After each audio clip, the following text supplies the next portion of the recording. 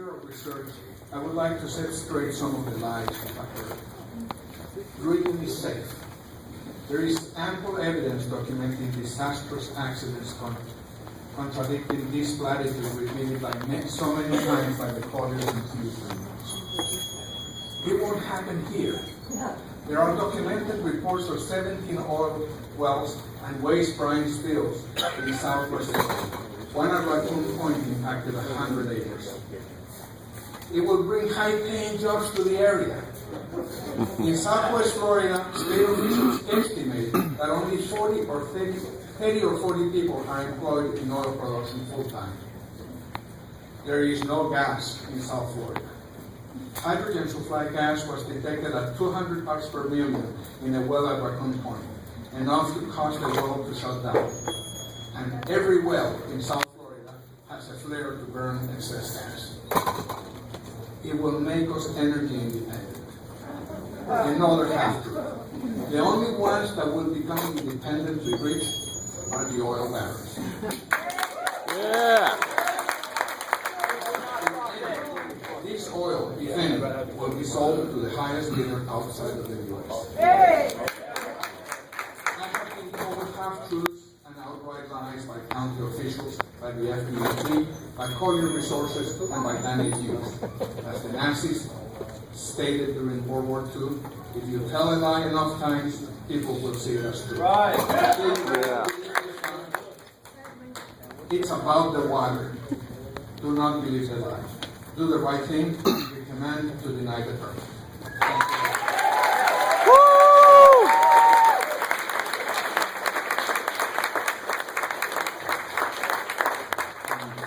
We are in the interest of time to allow the committee to have some discussion because we can get our last speaker.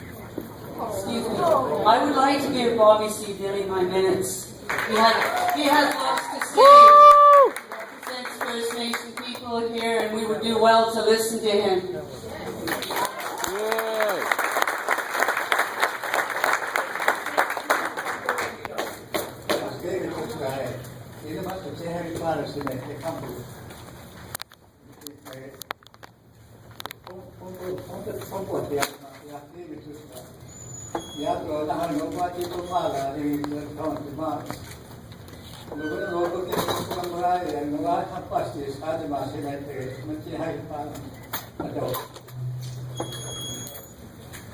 I'm here to speak. That God's creation have no voice. I'm here to speak for them, which is Mother Earth. It's the same as a mother. You've been abusing the man's, abusing the mothers throughout the world. What you do is abusing advantage of the Mother Earth. It's dying. Air's dying. Water's dying. The people's getting sick. Everybody, people, even for unborn life, it's not going to come because of changing environments. Everything disappearing before the eyes of all creation. Think about that. Don't think about the money. Mm-hmm. Think about your grandkids going to be born. Yeah. Yes. The money's not going to help them if you lose all this environments and resources. You're taking their life away from them. Our people's not like that. We protect them, the future, their generation, not this generation. That's what you need to look for. Protect their future generation, unborn life, which means grass, ants, all creation of the God that gave us. We need to protect that. That's what we call the Mother Earth is. It's the same as the mother. You need to take care of them so that everything can come and continue living on God's creation. It doesn't belong to us. You're talking about the resource. It doesn't belong to us. It owned us. When we pass away, we don't have nothing. We go back to the Mother Earth. Think about that.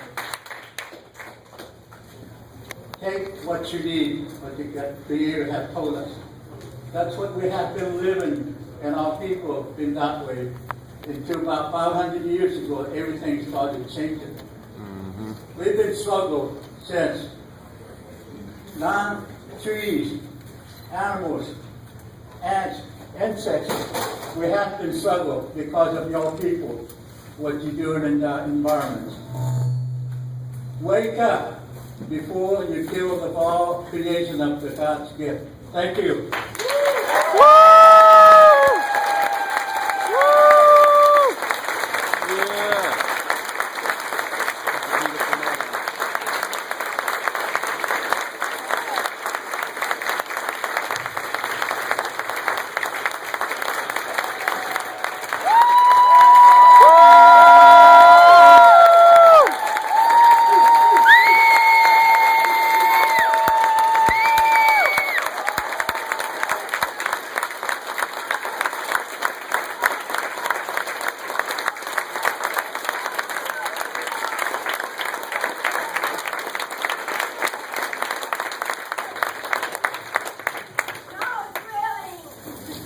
And our last speaker.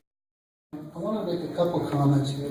That a wetlands permit has been obtained, and I understand some of the comments that were out there about the field. I did take time with your inspector today to walk the site. Walked it pretty thoroughly, and I must compliment the department that your inspector is very thorough, and I'm confident as a Floridian that he will do his job well in ensuring that any permit application is executed accordingly. Unbelievable. As a committee member. It is an agricultural land, and it is placed in agriculture, and while it may have been a wetlands, it does not meet that description anymore. So, while the legal ramifications are very significant in the application of what was a committee, I think that should be noted as well. I did notice what appeared to be some stormwater and agriculture ditching on the site, and permit type of activities that would be permitted in there would be recorded such that stormwater is maintained properly on the road.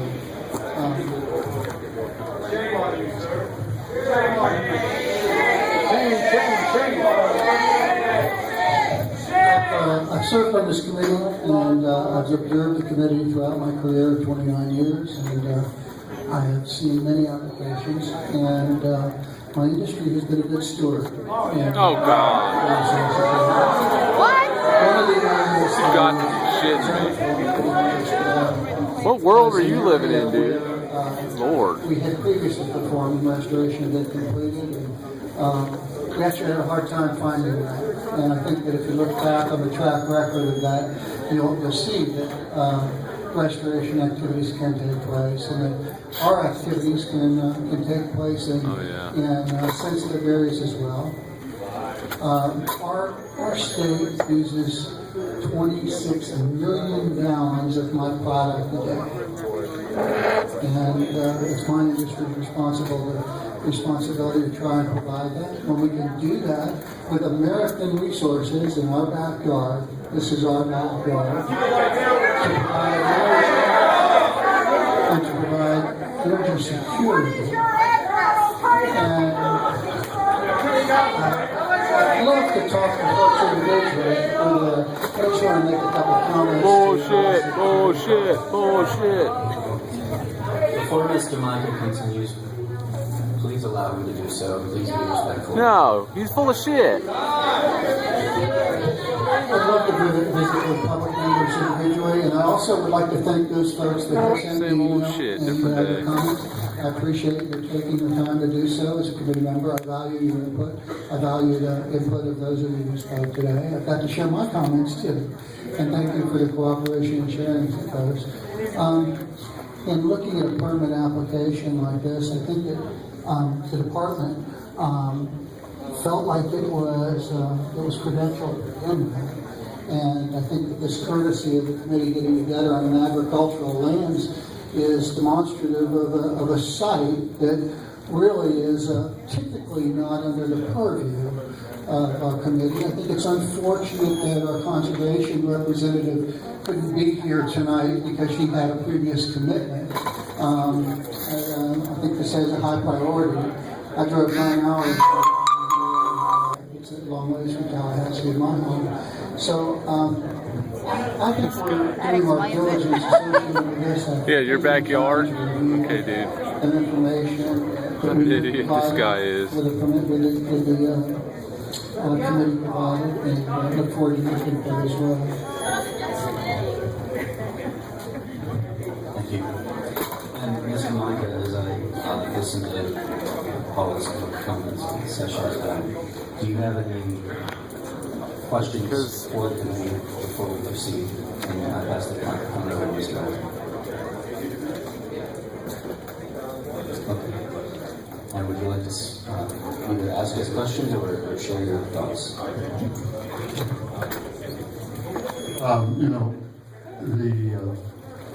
I have a problem here with the procedure problem because this has all come around after the fact and we've been through that. I don't respond well to emotional arguments, but I've heard what you have to say. Aren't you just a shining example of a human? I have still a lot of questions in my mind about this permit. And, we're supposed to sit here and say yay or nay. I'm not happy about that because, as I say, this procedure, we're coming in after the fact, and I personally don't like doing business that way. I like to study things pretty carefully, so I'm not sure that I could very well prove of the permit if that's what it comes down to. I don't necessarily.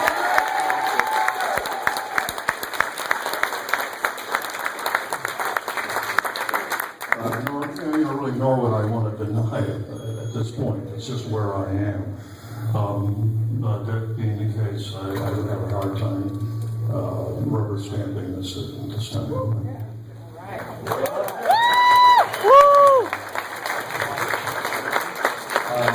Ms. Malcolm, appreciate your comments, and do not want any member of this committee to feel like they've left this room rubber stamping anything. Okay, well, I just want to, do you? I'll withdraw the term. I feel that.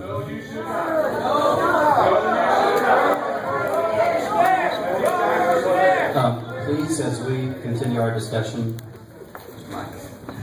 Yes, I also think that it is very valuable for our committee in the future to try and meet at the permit site when we possibly can. Out in the field or on that site, I've waded into areas in Rackham when we've needed to do so to get to a strand of high water to look where a pad would be permitted. And I think that on-site time together is helpful in the future. I think, I believe most of us have had a chance to see this site, but this is a unique site, and since it's an agricultural field anyways.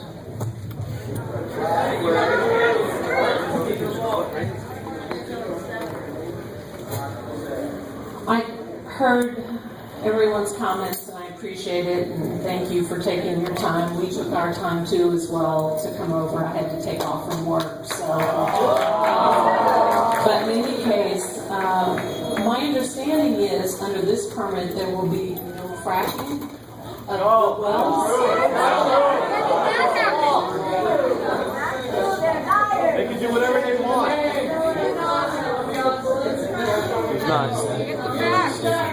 Please, we have to give up this room very shortly. Mr. Barrett, is that I'm sure you do. statement that this is not a condition, an approved or authorized condition of this permit? I will repeat his response, please.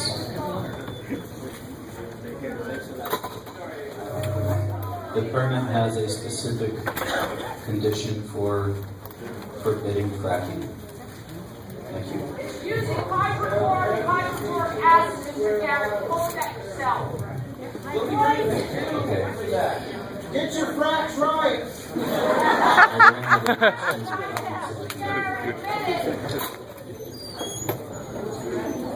Are we allowed to go back and make some changes? Yeah, to the in there permit they were saying it conditions? went frack. What is there?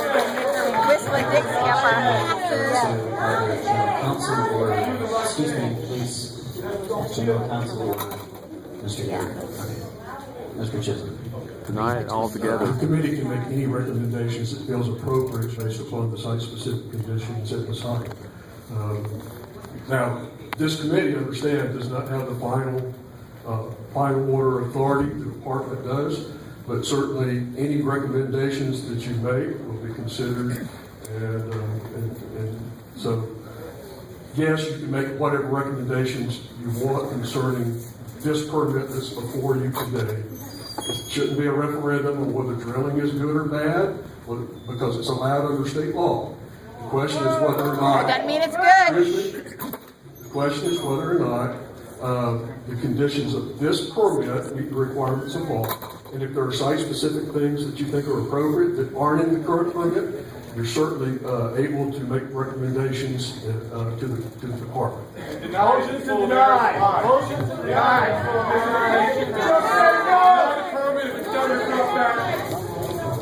Okay, please.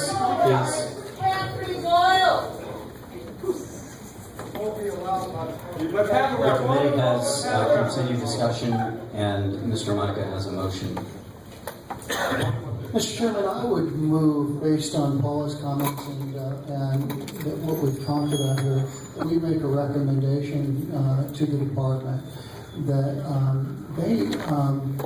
they understand the sensitivity of the community that have come here tonight, and the department makes sure that they're aware. I'm not sure if the permittee has a representative here or not, but they make sure that they're aware of the significant interest of the community that is close by, and be aware of the concerns of this community here and the appropriate sensitivities associated with training there that I believe is implicit in your permitting would be accomplished, but also that it take place as well with the department. What's your motion? If you understand our sensitivities, you'll deny this permit. That's what we're saying. Yeah. I do want to restate the motion for the record, succinctly. That the committee would recommend that the department notify the applicant of the significant interest of the community and what has taken place, and that elements of appropriate education take place with the department in doing so. That's already been done. Okay, we have a motion on the floor. Is there a second? Motion to deny the permit. Motion to deny. Please. Citizen of the United States, I move to deny the Do permit. we have a second before we discuss? We don't have a second to this to the motion. Minister. To go back to the question of bonding, I'm not really sure what that level is. I call it indemnification. I think in any drilling operation, you're going to have to going forward, I don't care where it is, you're going to have not 5, 10, 15, 20 years, whatever it may be. So that's just, again, a concern I have. It's not a condition, it's just one of several Why not? things that bother me that I think should be addressed. Thank you, Mr. Allen. I would like to ask for some clarification. You voiced some concerns about the amount of information we're taking in, the timeline, etc. Are you or any member of this committee feel like we have not had sufficient time to consider the facts with regard to the protection of the integrity of the Big Cypress Swamp? And this is specifically in reference to our charge as a committee And while there are many, many, many other very passionate interests and overlapping concerns with regard to hydraulic fracking, with regard to water use, consumption, etc., Lights, noise, this air is pollution. the charge of our committee is the integrity of the swamp. And if you feel that you've had sufficient time, I would like for you to, I just reversed it, but I'm sorry to speak, and I flipped the question around, but do you feel like you've had sufficient time to entertain a motion to either recommend or not recommend the permit? You know, I can only say no. I don't feel I have had enough time to address these issues.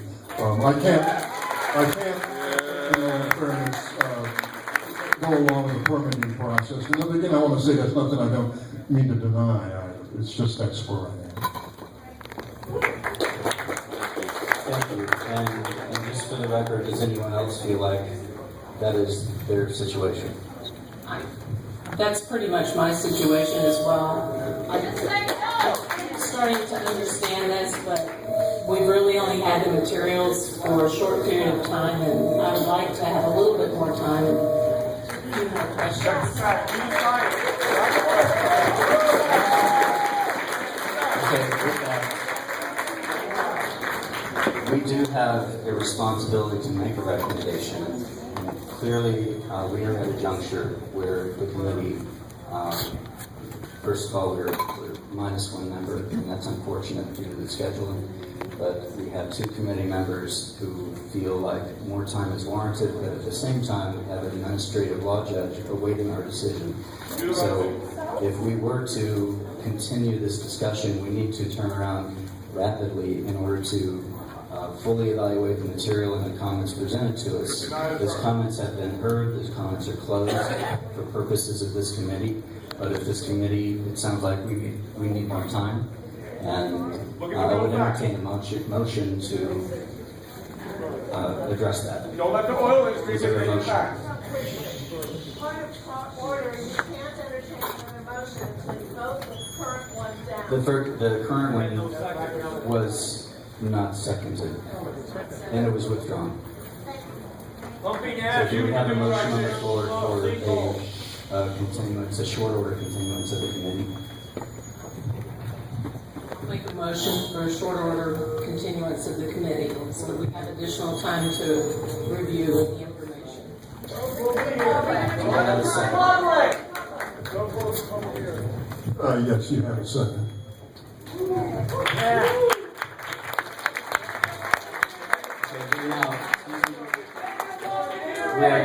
We are now moving into discussion. The question is what kind of time frame we're looking at, and I would say that we're looking at inside of, actually I should maybe get a recommendation from you, Mr. Chisholm. 10 days, 2 weeks. 10 days. We're trying to honor the process that's going on with regard to the administrative law judge. I think 2 weeks is too. Why does it need to be fast tracked? I'm going back. I'm asking the committee members. Do you feel, for those of you who feel the person who made the motion and that person who seconded, is 2 weeks sufficient? No.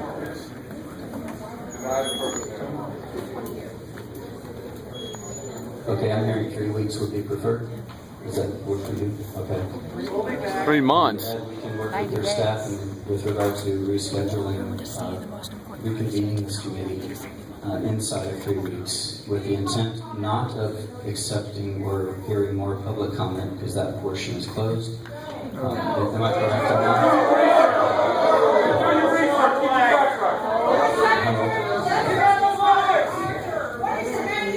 Okay. Let the public speak. Okay. There was a question, could we have this committee meeting via teleconference call, and the response was only if it were open to the public for everyone to participate. I'm not sure if that is realistic or logistically possible. So we will, please, you're short on time. This is what democracy looks like. And Mr. Garrett, I'm going to ask you to please work with me and the committee in order to reschedule a meeting inside 3 weeks. Hopefully we can get all committee members present. We have heard from the public. The comments are valuable. They're very valuable. Thank you very much. And we will do our research, and if you'll pardon me just a moment. Please don't go. The EPA meeting will be right after this one. I don't have permission from the sheriff's deputy to use my megaphone anymore, so I'm yelling. Please don't go. The EPA can close this well now, today.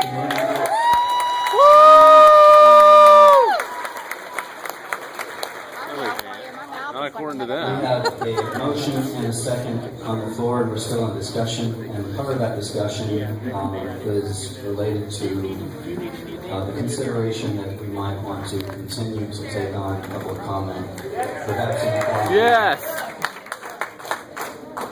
of Please. I just began.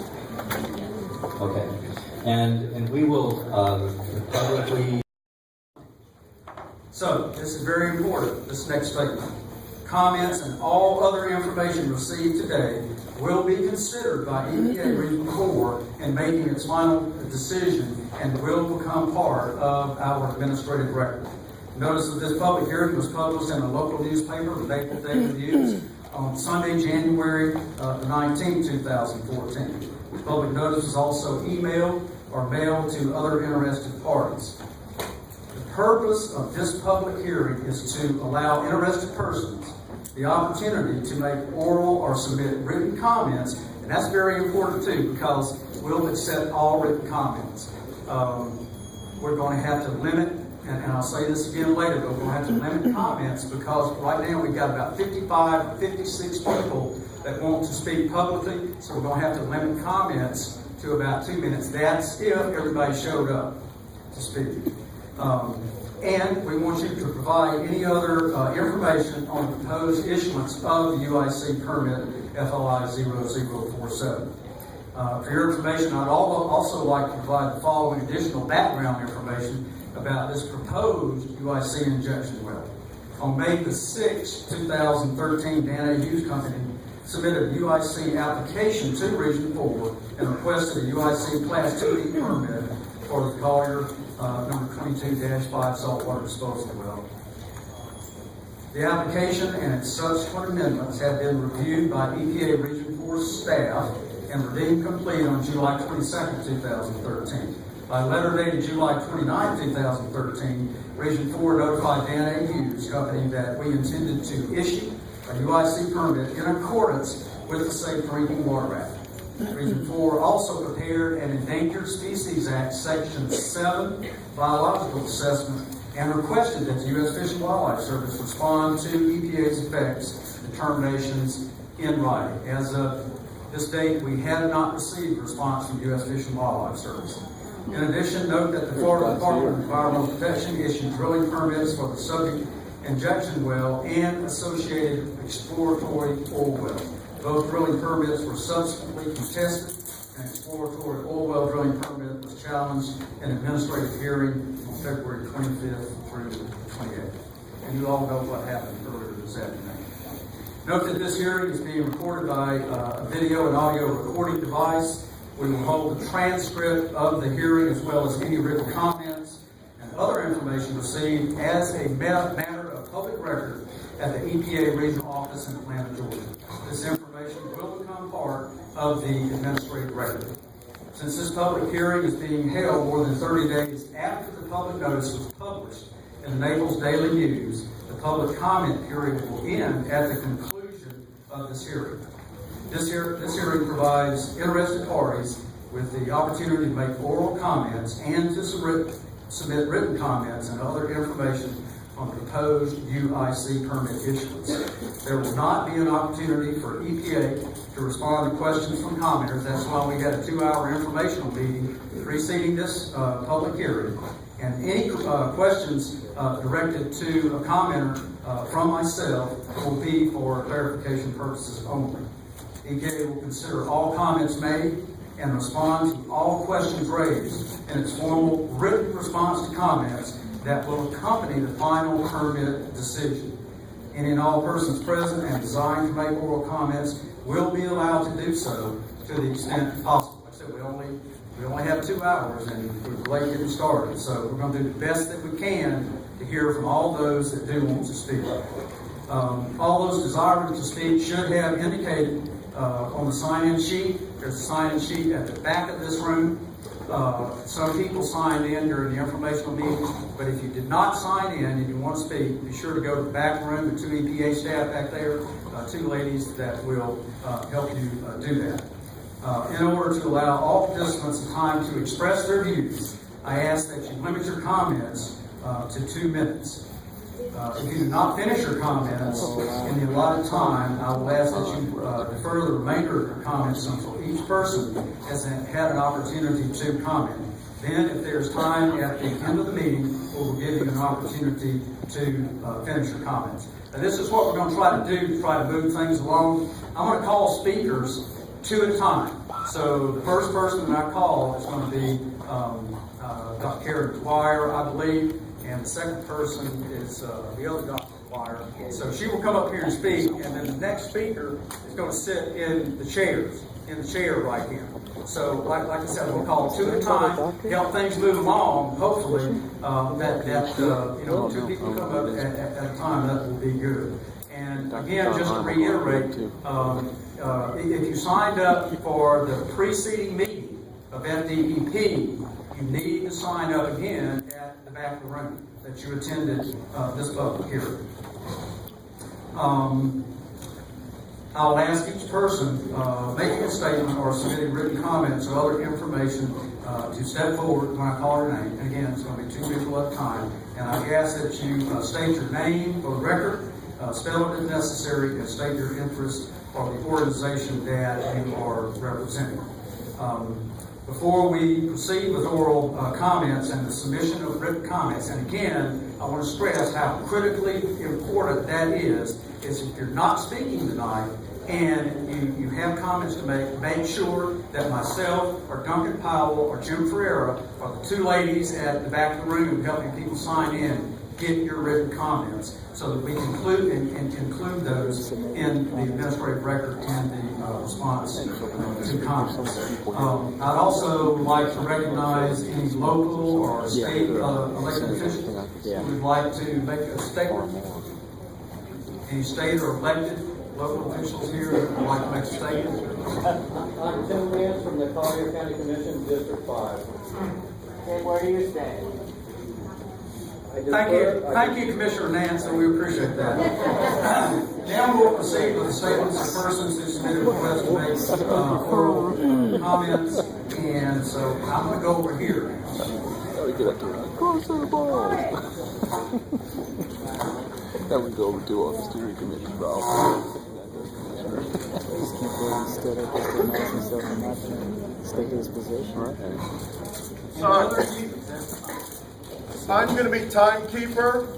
2 minutes has 120 seconds in it. When you have 30 seconds, I'm going to rate my little green book. Okay, I'd appreciate it when the book goes down. You say thank you very much and allow the next speaker to speak. Thank you. Okay, Karen Dwyer is first, and John Dwyer is next. Water is Florida's most valuable natural resource, fueling everything from agriculture to our multi-billion-dollar tourist industry. Protect it. No injection well. Not in the Everglades, so near homes and water supplies. South Florida has enough water trouble without turning our watershed into a sewer for the oil and gas industry. The dangers are well known. In accidents dating back to the 1960s, toxic chemicals have repeatedly leaked, gurgling to the surface or seeping into aquifers that store drinking water. The General Accountability Office reported that in cases where Class 2 injection wells had polluted aquifers, most could not be reclaimed because fixing the damage was too costly or technically infeasible. In other words, you can't clean up an aquifer. No one should be allowed to use the Everglades as a dumping ground. This well is permitted to destroy 5 million gallons of water every month. And unlike agricultural water, the drilling water can never be reused. It is permanently polluted and must be injected into the highly transmissive and cavernous boulder zone. Given Florida's highly porous and fractured limestone geology, we wonder exactly where the wastewater will ultimately end up, all 15 million gallons of it per month. The risk seems great that it will travel and contaminate the nearby freshwater aquifers, since recent studies show that injected fluids migrate and surface. Wastewater contains more than just saltwater brine. As the EPA website warns, brine can also contain, quote, toxic metals and radioactive substances. I'll just complete it later in the second round.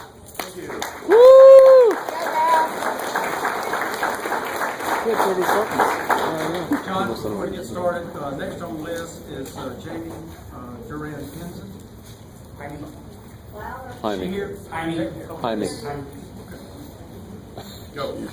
What is it that makes Florida special? Professor Albert Hine at USF explains in his Geologic History of Florida that the answer is written in stone. It is water. Hine traces our history back 700 million years. Beneath Florida lies the Florida Aquifer System, a huge 3 miles thick, porous and permeable zone extending from Alabama, Georgia, and South Carolina, where it is charged by a rainfall and surface runoff the whole way to the Florida Straits. Our aquifer is, however, seriously depleted, causing our water table to dramatically rise and fall during alternate wet and dry seasons. The elaborate internal plumbing system buried within Florida's highly permeable carbonate. It is our fountain of youth. Florida is the garden beneath which rivers flow. Given Florida's limestone geology, we contend this current drilling for oil by acidizing or acid fracking in the Sunnyland Trend is not safe. The aquifers are not neatly separated by impermeable containment strata as the CAD artists depict. The seasonal water table variation creates transmissivity. In Collier, charts show that horizontal movement is slow in comparison to the saturated hydraulic conductivity. But there is flow. All rivers run to the sea. That poisons are entering our state's water supply has been under less scrutiny than others designed for hazardous materials. The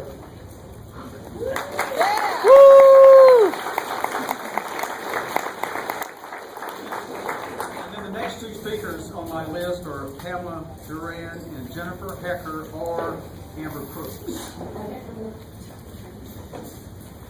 My name is Jaime Duran. I live with my wife just 1,000 feet west from the proposed industrial site at 4880 24th Avenue Southeast. This site and the proposed disposal well for the produced brines and chemicals hold the potential to completely destroy our way of life through the probable failure of the safeguards you tell us are being installed for our protection. Injection well failures have occurred throughout the nation and other places around the world.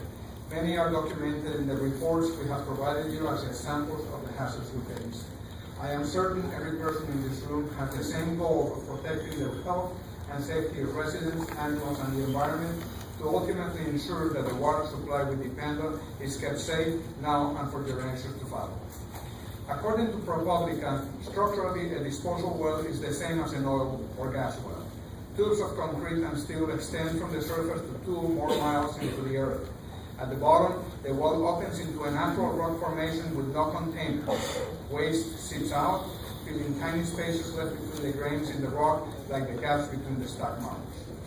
Cement plays a vital role in drilling. Even a minor miscalculation in the mixture can undermine the stability of the casing, ripping, and environmental disaster. Michelle Wilson, Education Coordinator of the Portland Cement Association, the industry-leading cement supplier, agrees that even minor glitches in the mixture can have major consequences. There is simply no safe cement job. Once wastewater is underground, there are few ways to track how far it goes or how quickly, raising concerns that it may migrate back to the surface. It is reported that the failure rate for these wells is very small. Of the 680,000 underground waste and injection wells in the U.S., over 20,000 wells will or may have already failed with catastrophic damage on the drinking water supply. Time. I'll take the rest of the witness.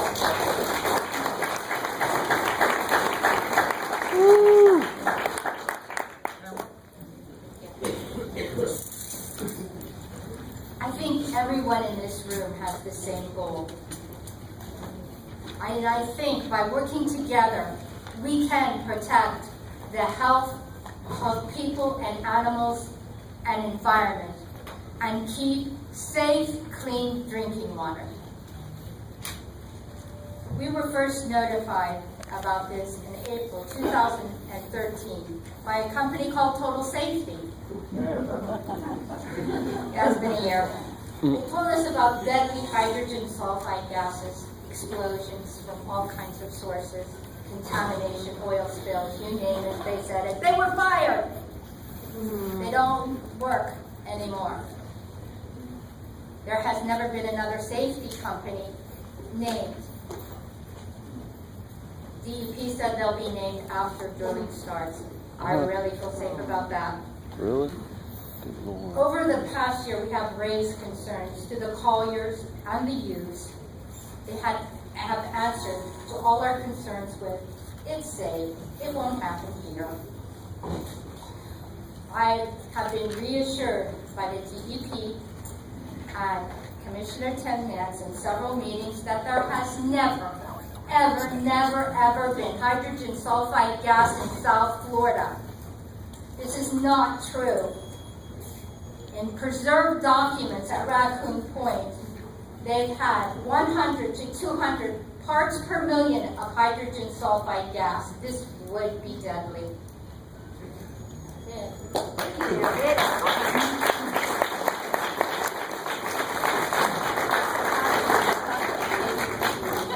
After Jennifer, we have Bobby Lee Brunninger Davenport, and then Matt Schwartz. Jennifer Hecker, on behalf of the Conservancy of Southwest Florida and our more than 4,500 members, we are a landowner in the proposed project area as well. Groundwater in our aquifers provide drinking water to 90% of Floridians. Injecting hazardous wastewater through them underground in this well poses a significant threat of contamination to our water supply here in Collier County, with Collier's public well fields being less than 1 mile away from the proposed injection site. Based on EPA records, we know that injection wells, including Class 2 wells, can leak, as documented by EPA. We're already facing freshwater shortages, fighting to keep saltwater intrusion and rising chloride levels from contaminating what remains of our dwindling freshwater supply. Thus, we have serious concerns that even the potential threat to our aquifers from this project is not within the public's interest and poses an unacceptable risk to our water supply. To adequately address and ensure sufficient protection of groundwater in relation to this project, additional actions would be needed. 1, require specifically in the EPA permit that a mechanical integrity test be performed every year instead of every 5 years. Similarly, language regarding loss of mechanical integrity should be strengthened. The draft permit states that operations may continue if there's no movement of fluid into drinking water supplies, but since staff has itself pointed out that this would be difficult to impossible to determine, the permit should require that the well be shut down. Requiring the applicant to provide the volumes of chemicals utilized in the drilling process. Likewise, EPA should request the concentrations of all chemicals. There's many other deficiencies that I won't be able to get into, so we've submitted our more extensive comments in writing on all of these regulatory deficiencies in your draft permit. We believe that this permit should not be issued, and we are asking that you deny it. We have relayed this to you, and again, we provided you additional comments for the record today. Thank you.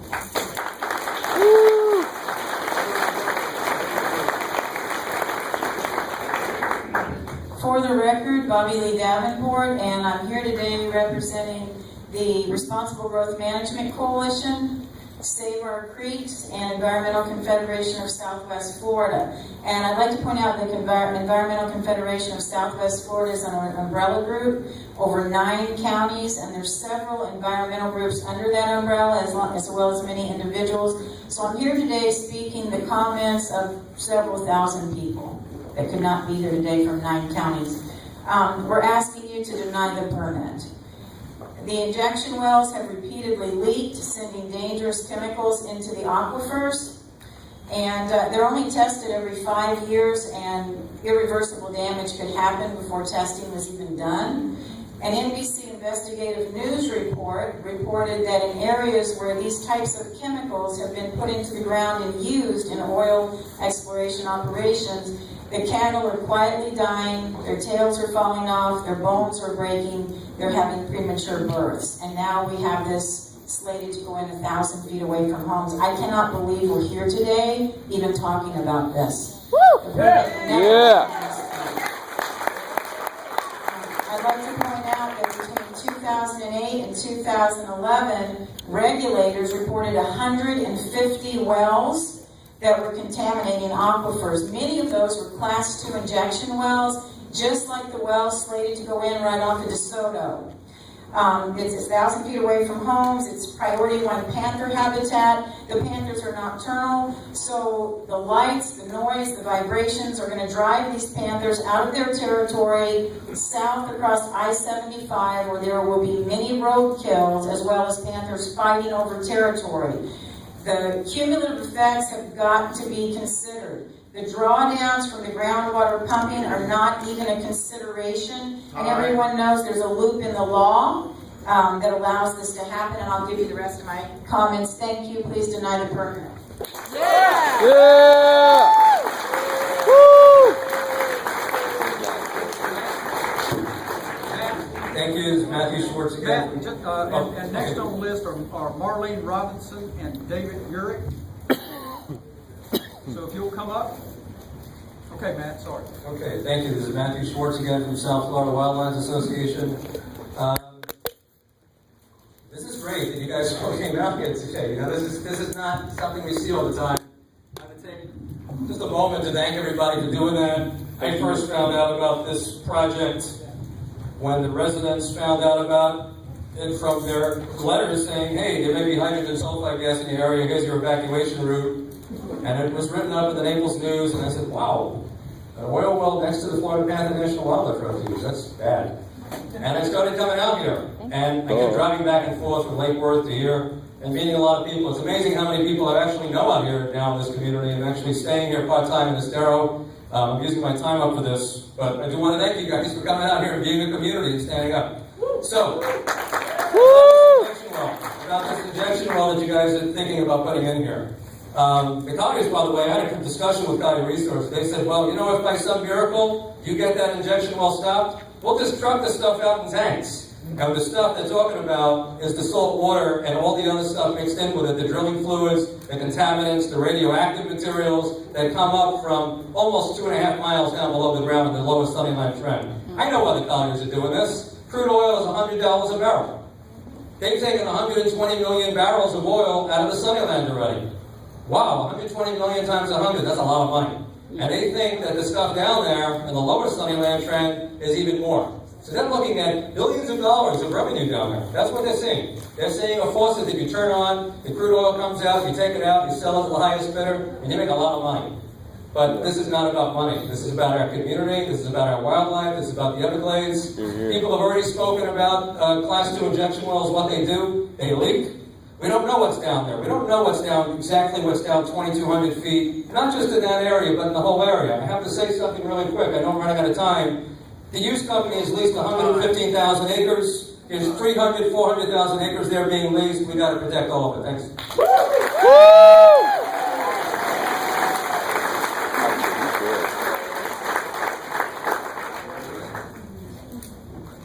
Hi, my name is Marlene Robinson, and I'm representing Environmental and Peace Education Center. We are longtime advocates of environmental and social justice in Southwest Florida and beyond.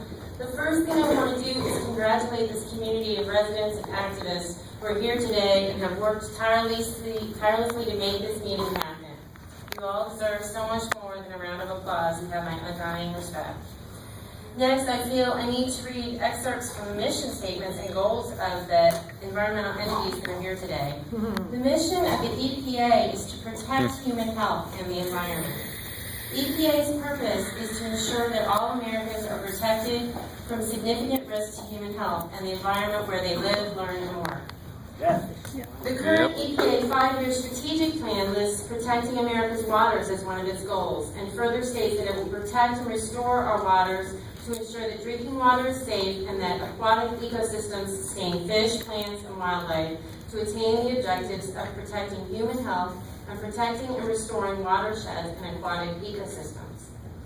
The Florida Department of Environmental Protection's mission states, Florida environmental priorities include restoring America's Everglades, improving air quality, restoring and protecting water quality in our streams, lakes, rivers, and coastal waters, and conserving environmentally sensitive lands. The FDEP, Division of Habitat and Species Conservation, manages most of the state's threatened species and coordinates activities relating to Florida's listing process and permitting of human activities that may affect listed species. Its imperiled species management section holds as one of its key tasks addressing human-wildlife conflicts. Well, this is about as big a conflict as there could be. And since I'm running out of time, I'm going to move forward. I'm bewildered by this whole process. Okay. I'll hand my comments in, but my last statement is we're asking you to honor your mission, do the job that's been entrusted to you to protect our environment. We must deny this permit.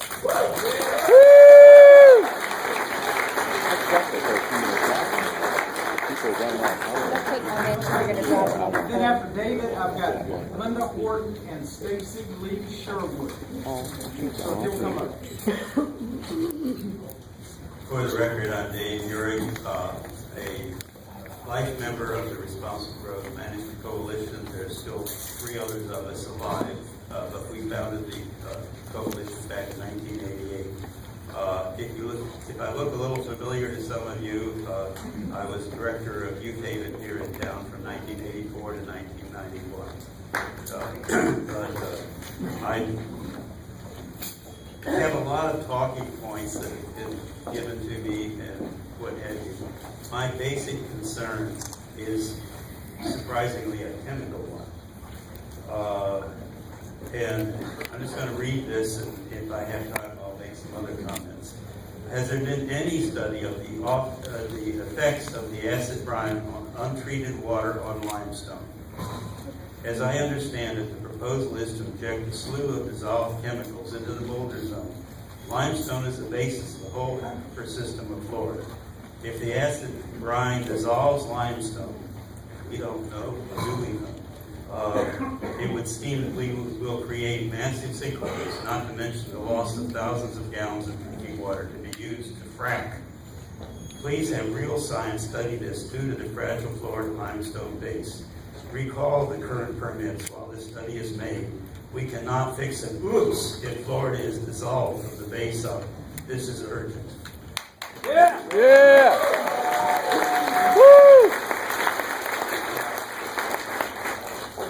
I do feel, my wife tells me I shouldn't tell people I'm 80, but I do feel that our grandchildren, and I have a great-grandchild now, have a right to have us protect the environment. Yeah. Yeah! Yeah! Woo!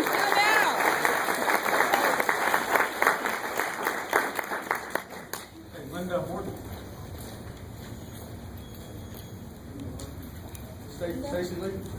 Okay, Linda Horton's not here. Stacy Lee, you're next. And after that?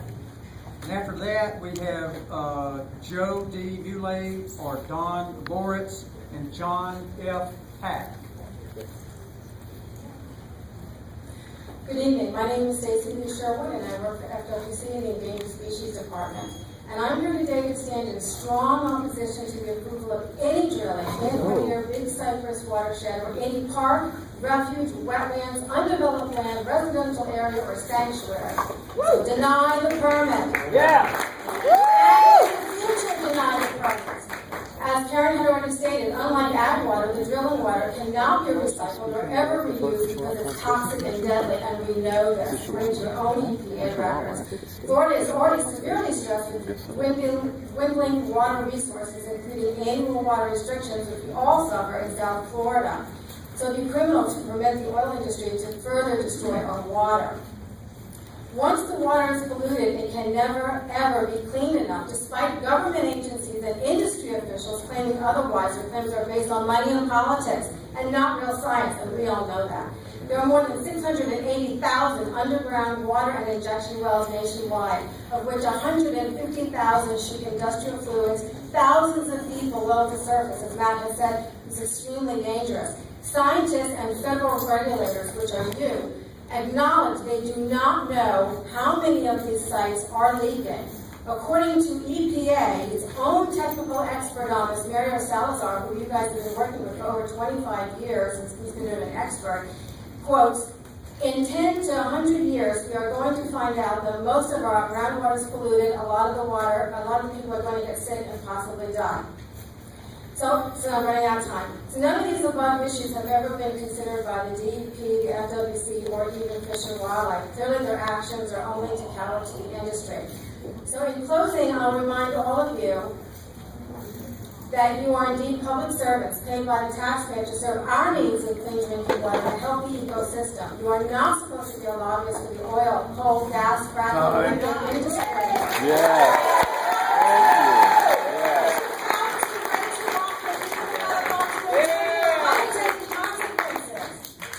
Don't be a hypocrite. You wouldn't allow this in your backyard. Woo!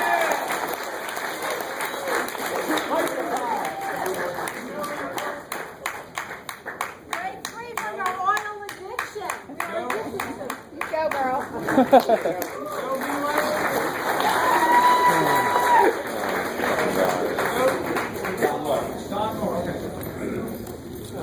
Don Morris. And then John Pack is after Don. And then next we have Alexis Meyer and Patty Whitehead. Don? My name is Donald Lawrence. I speak on behalf of Preserve Our Paradise and over 600 donors and supporting residents of South Florida. I'd like to thank EPA for making this trip to Naples so we can present our concerns with respect to the saltwater disposal well known as Collier 22.5. We appreciate this opportunity to present our findings. We've emailed our findings to you, and I'll give you a copy of our comments here today. We're concerned that the application of the draft permit do not fully reflect the latest and most complete scientific findings with respect to environmental and public health threats posed by the proposed injection. We are concerned especially by recent findings on the toxicity of the components of produced waters, such as monocyclic and polycyclic aromatic hydrocarbons. For example, among the MODs, we note reported mean concentrations of VTEX in produced waters of 500,000 parts per billion. This is 100,000 times greater than the 5 parts per billion limit the EPA sets on VTEX chemical benzene. We are further concerned that the EPA draft permit would allow such toxins to be injected untreated into the so-called boulder zone. In the 1980s and 90s, numerous injection wells into the boulder zone in the Miami area failed, resulting in contamination of public drinking water. We note that EPA Region 4's own scientific study of the geology of those failed wells found that the boulder zone, and I quote, lacks a competent confining layer to protect the overlying underground source of drinking water. We are further concerned by well-founded scientific opinion that the karstic nature of the boulder zone would allow transport of the dangerous contaminants not only vertically into the drinking water, but horizontally for miles into surrounding wells and public drinking water supplies. For the above and other reasons detailed in our written comments, we petitioned the EPA for relief under the Safe Drinking Water Act, under the Endangered Species Act, and under associated laws and regulations to deny this and all future Class II injection well permits in South Florida, at least until such time as the public and the scientific community can fully and openly review the most recent scientific literature through environmental assessments resulting in a comprehensive environmental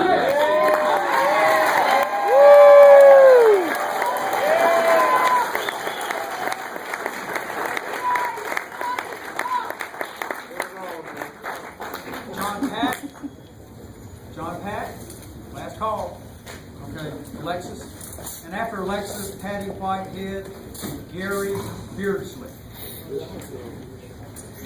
Before I begin, I have a quick question. I just want to clarify that you did request Section 7 consultation for a biological opinion under the Endangered Species Act, and you haven't heard anything.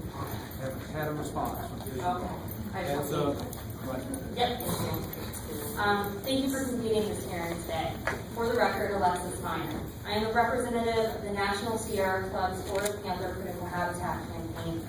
While I share the numerous concerns regarding water quality and food and safety, I will be speaking solely in regards to Florida Panther impacts. The Dan A. Hughes Company has leased 115,000 acres in Collier Resources, an egregious amount of land that has the potential to be turned into oil fields. We do not want Florida to be carved up for the expansion of oil and gas drilling.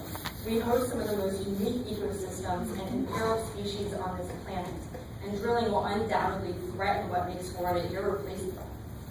Knowing that 115,000 acres has been leased to Dan A. Hughes concludes that some sort of cumulative effects analysis needs to be conducted.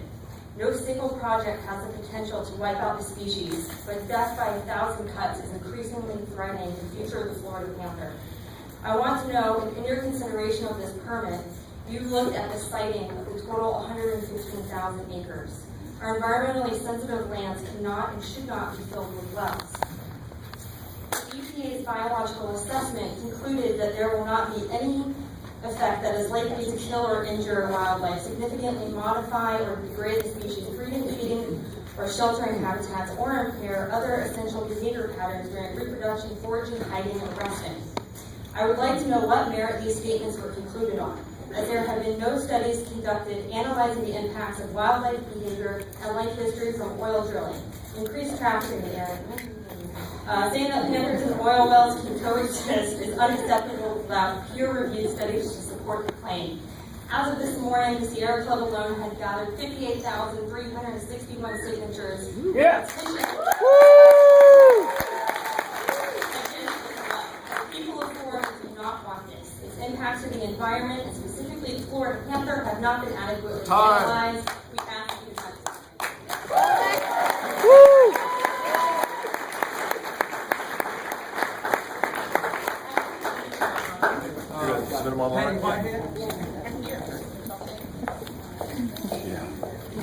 Mr. McManus, first of all, Gary Grigsby, we don't believe is in the audience this evening. Someone prior came up, and therefore I would like to say that word.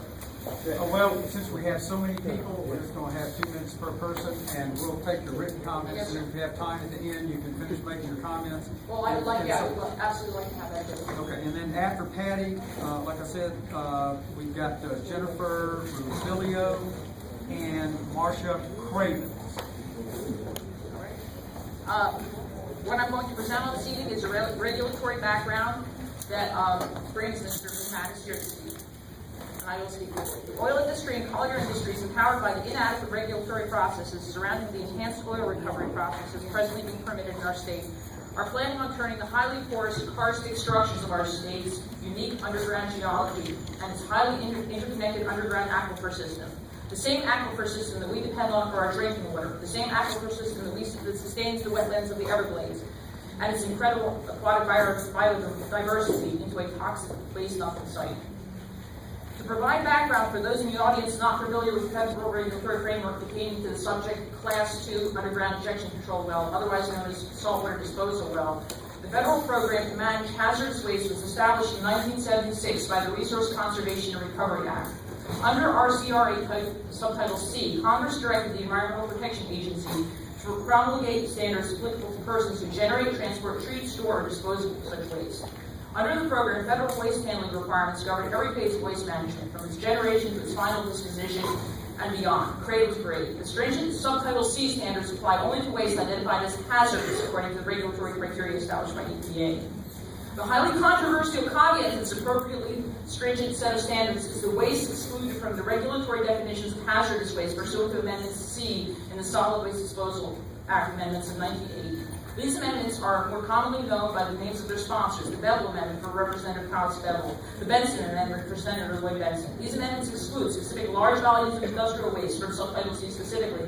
Bevel deals with waste generated from mining operations. Benson deals with other areas of focus here: drilling fluids, produced waters, and other waste associated with the exploration, development, and production of crude oil or natural gas or geothermal energy, according to Subtitle 42C of the United States Code.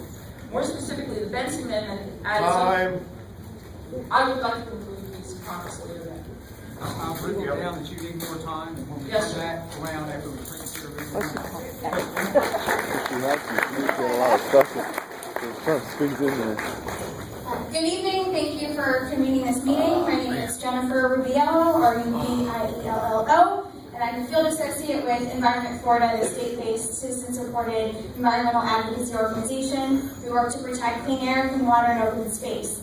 On behalf of all of our members across the state, we are alarmed by the threat this disposal well poses to our future drinking water supplies, to treasured natural areas like Big Cypress, and to wildlife like the Florida panther. The disposal well itself threatens communities with toxic waste. It could hasten more drilling in the Sunderland Trend, and it could set the stage for acid fracking, the process by which oil and gas is removed from rock using acid chemicals. We therefore encourage the EPA to reject this UIC permit. First, the 2,000-foot depth for this injection well is only half of the average depth required of industrial waste and within the Floridan aquifer, the main source of drinking water supplies. The well is currently permitted to inject waste at around 2,200 feet, an area known as the Boulder Zone. According to the U.S. Geological Survey, the permeability of the Boulder Zone is extremely high because of its cavernous nature, and we have no guarantee that injected fluids won't eventually move to shallower parts of the Floridan aquifer system that contain future drinking water supplies for surrounding areas. Furthermore, according to the USGS, the Boulder Zone is thought to be connected to the Atlantic Ocean and the Gulf Coast, which means the wastewater over time runs the risk of also seeping into these bodies of water. There's a reason we don't have offshore drilling in Florida. We are therefore concerned because potentially volatile hydrocarbons in wastewater, which are much lighter than water, could rise through underground caverns, potentially polluting water resources that are assumed to be safe in the permit. Lastly, we urge the EPA to consider the precedent this disposal well will set for drilling and acid fracking and other forms of extreme extraction in our most treasured places in Florida. As others have said, it makes no sense to dispose of wastewater or drill in any area near where state and federal governments have spent tens of millions of dollars to restore. Please deny the permit. Our water is finite.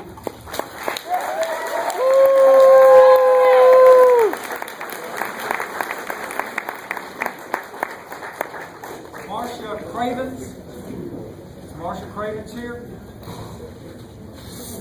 Okay, the next two on the list are Shannon Larson and Bobby C. Billy. Shannon Larson.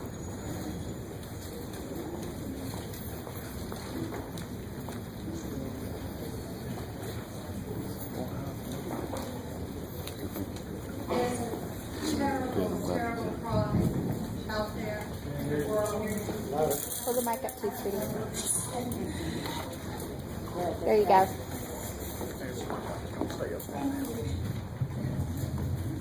Now? There you go. There you go.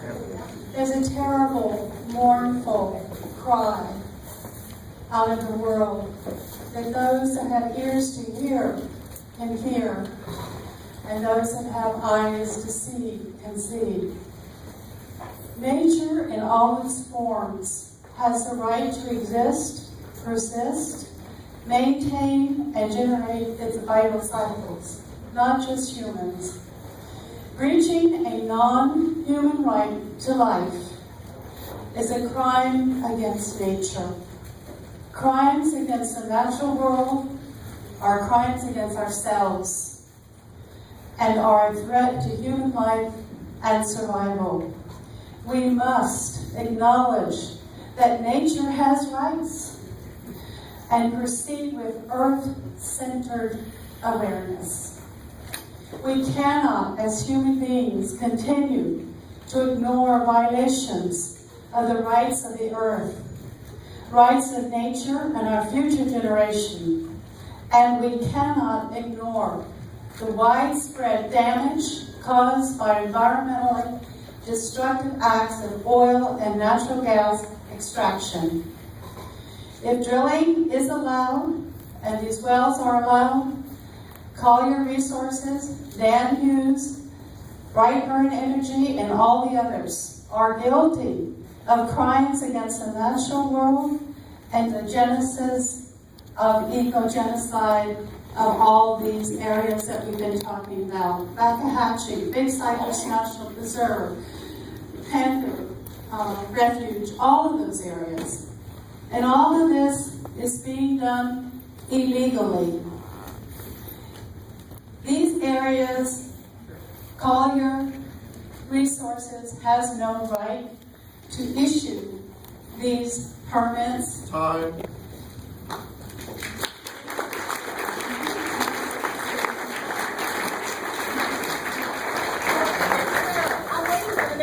Yeah, you want to submit your handwritten? Okay, good. Is it readable? Is it readable? And after Mr. Billy, we've got Vicky Machado and Jessica Mendez. Vicky Machado and Jessica Mendez after Mr. Billy. Thank you. I was born and raised in Everglades, they call in Big Cypress, and even here. Only just 60 years old. Look at what happened. All the natives disappeared. They had no place to go. At the same as indigenous people, all the things been taken away by our survivors, our cultures, to teach our younger generation. We don't have that anymore. Buildings after buildings, highway after highway, oil field after oil field, barbed wires after barbed wires. We can't walk as we used to. So we look at our feelings to compare the animals. They're trying to go to the highway, they get killed. And the parents you're talking about, they get killed almost all the time. They put that oil well over there. They're trying to get away and go to someplace else and get killed. The same as we are. We used to be born in Everglades and Big Cypress Preserve. But when the Park Service came, they shoot on our billets and they told us we can't plant our garden. You have to move out. So we got no place to survive. So we move into a narrow city. And our people, it's not the same anymore. Our cultures changed. And that's how the animals are. Maybe you come into your backyards and say, you complain, we need to remove or kill. So you need to feel that. That's how it's going to continue. We need to save as many as you can to natural area as you have protecting your own house. They have a house to survive. They have to have a place to eat as you are. Get in that right. And we ask them to support, to make that monument for our people.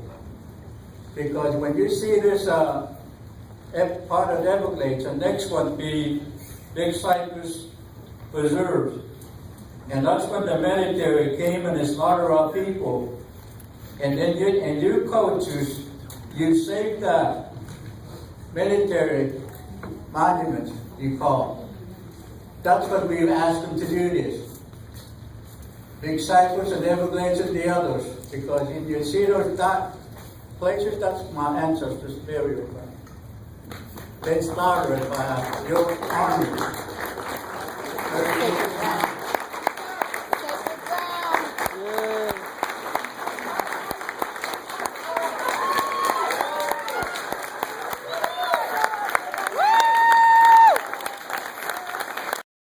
So he can continue. I don't want to speak. I'd rather for him to speak.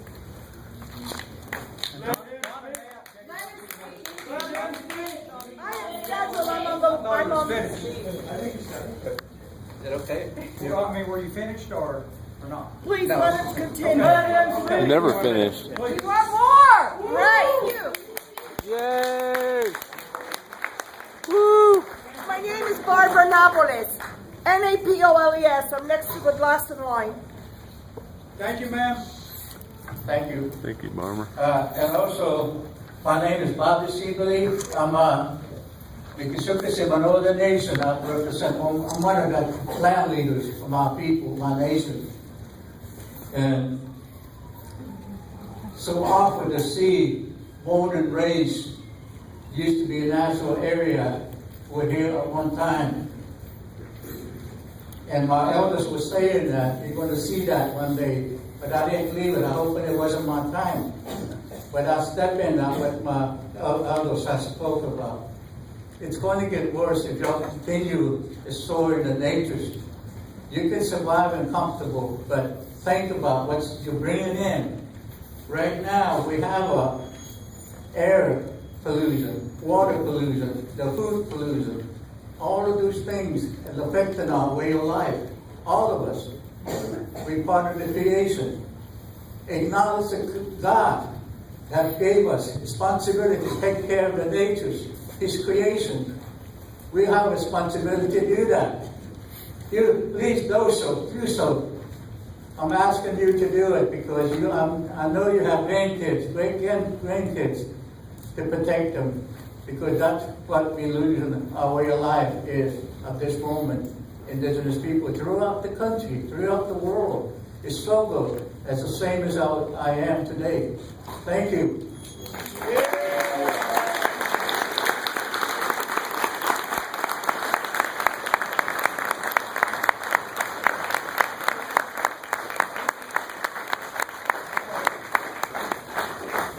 And after Vicki, we have Jessica Mendez and Jim Irwin. Thank you. My name is Vicki Machado, and I represent Food and Water Watch, a national consumer advocacy organization dedicated to ensuring that all people have access to safe, affordable, and sustainably produced food and water. We work locally in Florida and are here contacting you on behalf of more than 31,000 Florida supporters. Over 2,786 people have submitted comments to you to deny this permit. We are calling on you to deny the Dan A. Hughes Company's permit 1354 to construct a Class 2 injection well for brine disposal about 2,800 feet beneath Collier County. To adequately protect public interest, any review of permit 1354 must account for the prospect of a rapid escalation of drilling with hundreds of such permits per year, along with rapid growth in the need to dispose of oil and gas industry waste. Widespread drilling and fracking operations and widespread injection of drilling and fracking waste into deep disposal wells are creating aquifer contamination risks that will persist for decades. This is happening across the country, yet scientists simply do not know how the cumulative impacts of drilling and fracking and of waste disposal might change the ways in which fluids, whether hydrocarbon gases, fracking fluids, or brines, some of which are radioactive, move and mix deep underground for years and generations. We urge you to help Floridians avoid being part of this experiment and urge you to deny this permit. The oil needs to stay underground. Thank you.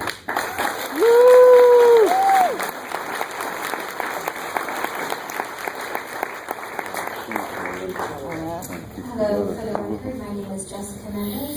Thank you for coming down to hear the community's concern.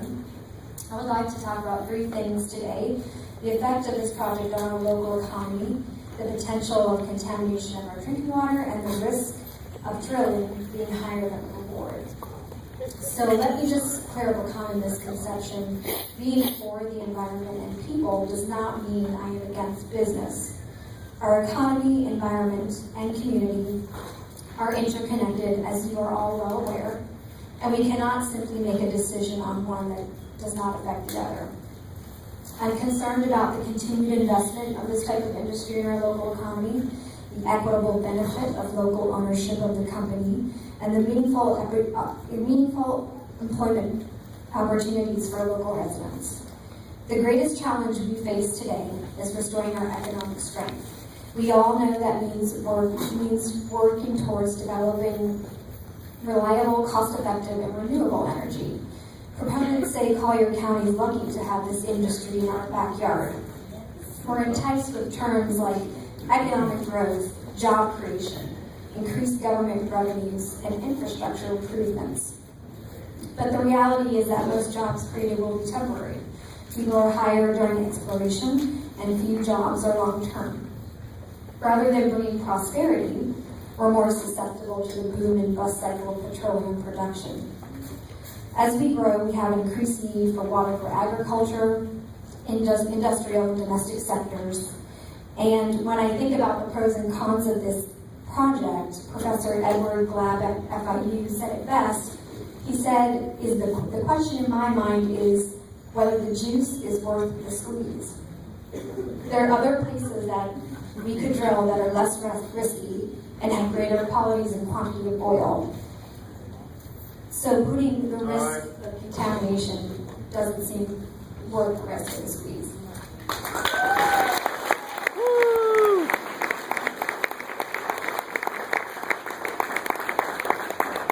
Okay, and after Jim, I've got Stanley Hanneman and Kim Ross. Stanley Hanneman and Kim Ross. Jim? Pardon me, for 20 years, Tallahassee set aside several $100 million a year to buy conservation lands throughout Florida, to preserve it from development and drilling. 4 years ago, that was a model for the nation. 4 years ago, the current legislature cut virtually all that funding. In response, Governor Graham and others started a new initiative called the Florida Water and Land Legacy. Volunteers spread out throughout the state for 3 years collecting signatures for a new constitutional amendment that would reverse the action of the Florida legislature and restore that several $100 million a year to buy conservation lands. Thank you to those of you who recognize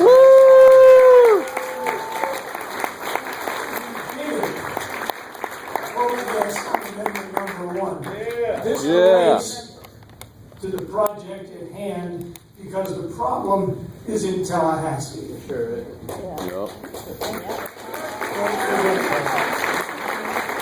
Very important ally in this campaign was the Florida League of Women Voters.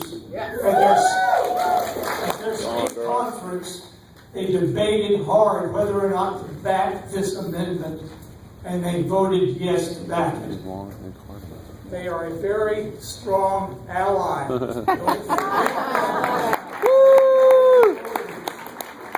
have also taken nationally a strong position on injection wells. I would like to submit that paper as part of my comments.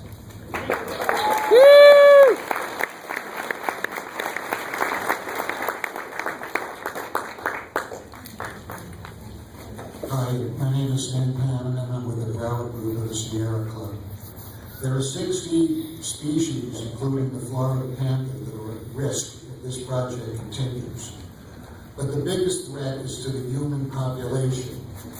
The wetlands are integral to providing drinking water for 7 million South Florida residents.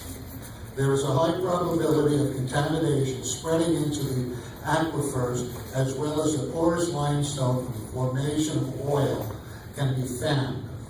Also, the same source of drinking water, the injection wells, and means of storage and waste disposal also has the potential to release dangerous chemicals. Hydrogen sulfide is often found present in fields with sour crude oil, the kind found in South Florida, and has the potential to kill. In addition to the 393 reported spills since 1992, a pipeline to West Everglades was shut down due to corrosion. And right now, they're still cleaning up from the Deepwater Horizon oil spill. Floridians do have a reason to be wary of drilling. The supposed improved technologies, such as various forms of fracking that are popular in other states, do not work with Florida's geography. It is also more costly to seek oil in Florida because it must be transported by truck. Drilling is just not worth the risk. A temporary small solution for obtaining oil, if it even is there, is not worth the long-lasting effects that will affect our environment and subsequently our health. As of now, the state refines less than 2 million barrels annually. Tapping into a protected region is just not worth the effort. Thank you.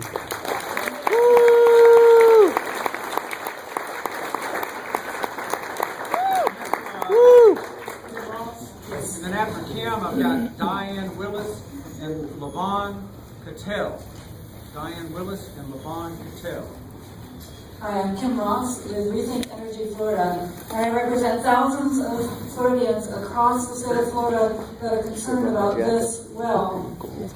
Over 600 millions of gallons of produced water will be produced from South Florida oil wells over a 10-year time span. This produced water is just as and possibly more toxic than frack water, including radioactive nucleotides, heavy metals such as arsenic and lead, and benzene and toluene, which can cause cancer and birth defects. The EPA claims that frack water can be safely disposed of 2 miles deep into bedrock. However, this permit will allow the oil company to inject the produced water only 2,000 feet. That's a difference of 8,560 feet. How is it possible that frack water must be safely disposed of 2 miles below the surface, yet this produced water will only be injected 2,000 feet? It will then be injected into water-filled caverns. The oil company claims that salt water, being heavier than water in caverns, will sink to the bottom, thereby avoiding the pollution of superficial aquifers. The problem is that volatile hydrocarbons, like benzene and toluene, typically found in produced water are lighter than water and will not sink to the bottom of caverns. These volatile hydrocarbons could potentially pollute the public water supply less than 1 mile away, future public water well field in the area less than 2 miles away, private water wells less than 1,000 feet, and, of course, our wonderful campers. I'm calling on the EPA to take a stand for preserving South Florida's water, land, and air, and to deny this permit. You are, by virtue of being here at this hearing, responsible for choosing protection over risk for South Florida. Please choose protection.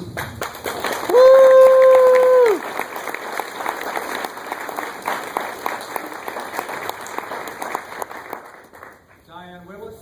I'm going to give up my minutes to somebody else. Okay. All right. And Levon Patel.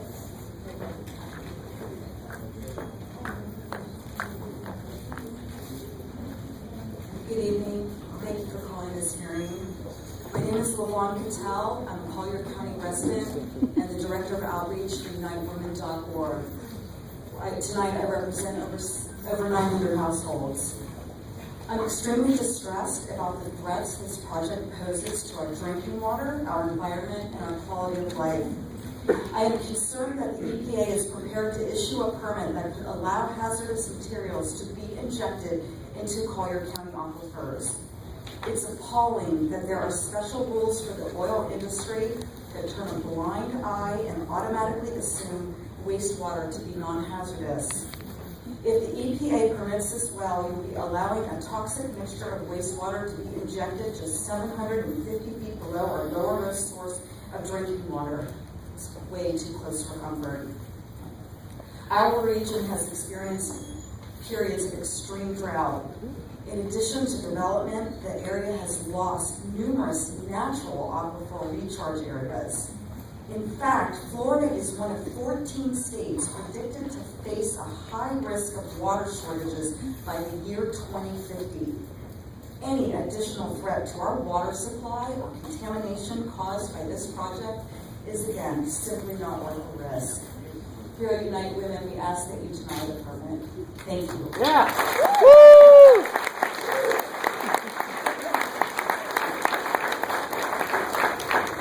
Next is Anita Stewart, Jim Harper, and Giovanni Vanelli. Anita Stewart.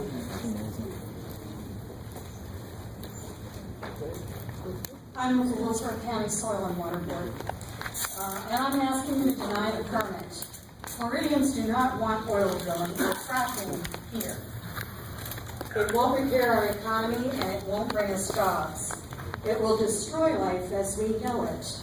And we see examples of this all the time with the accidents at frack sites and oil drilling.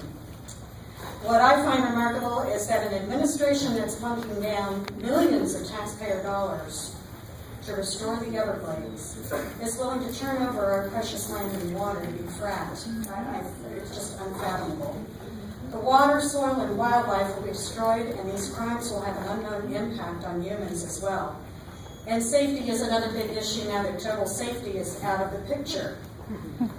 It was evacuating the people here the only plan. What about open flaring, explosions, sinkholes, leaked gas, and toxic irradiated injection chemicals? The transport of oil, crude, natural gas, and extraction chemicals in itself is dangerous. And we hear about the accidents happening almost daily now, everywhere that fracking is happening, and the citizens are always left with the mess and the responsibility for the cleanup. If they're not injured, evacuated, or dead first. One example of this was Lac Mégantic in Quebec, when a transport train blew up, burning 300 buildings, injuring many people, killing 47, and 5 of those that were dead were vaporized. Their skeletal remains were never found. So do we want this for Florida? No! Is it all about the money? Yes! And I challenge you to Google oil drilling accidents, 4,700,000 in your search. Stop. There you go. That was good.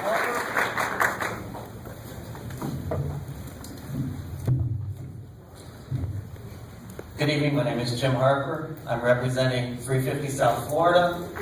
We are part of 350.org. Read my shirt. This is the fight of the century. Yep.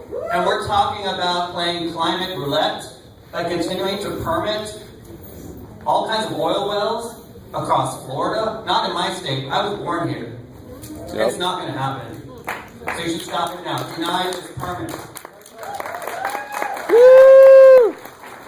Every time we permit a new oil well, it's like placing another bullet in that gun for climate roulette. Right now, we're not at 350 parts per million of carbon dioxide. This is the scientifically safe level of carbon dioxide in the atmosphere. We're at 397 parts per million, and we're continuing to go up. Last night, the Senate was up all night talking about climate change. Yeah. We need to wake up. Yeah. This is climate roulette. And we're also playing water roulette. Yep. By allowing these kinds of wastewater wells to come right next to our pristine habitats. We are closing the window on renewables when we should be opening that window. Yeah.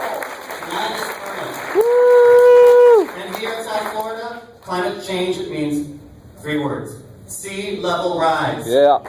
Salt water is going to be intruding into our water supply, and then wells themselves are going to be underwater. Yep. So we need to start making the right decisions right now for the Sunshine State, not the Lone Star State.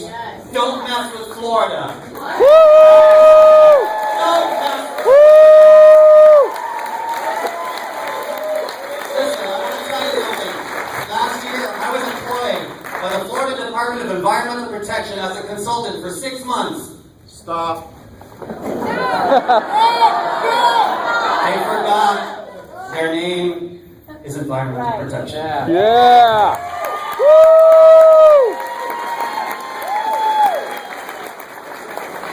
Exactly what I said to them guys. It's environmental protection your name. What's wrong with this picture? That means you ship toxic chemicals which come to the ground. Chris Walton and Sue Castro. Good evening, everybody. My name is Giovanni Vanelli. I'm a Broward College student, founder of Students for a Greener Earth, and board member in South Florida. Nice.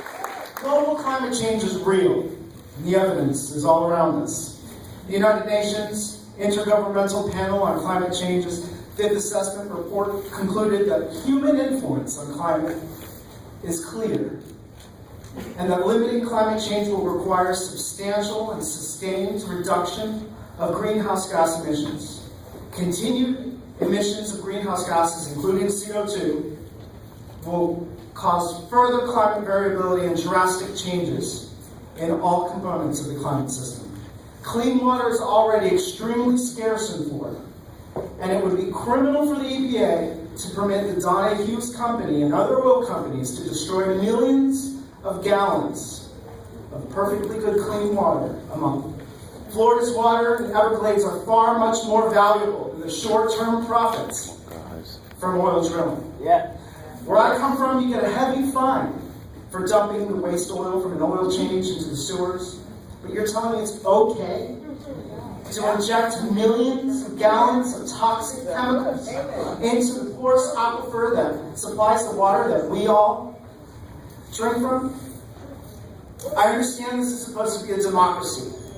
Well, everyone here today is telling you that we do not want oil wells in Florida. Yeah. Woo! Yeah. Are you going to listen to the people, or are you going to listen to Donahue's company? Please deny this permit. Thank you. Good. I'm glad the 250.org. Like to see the younger generation step up. Yeah. Thank you. My name is Chris Waddleton. I'm from Jacksonville, Florida. I'm here to support you people. Thank you.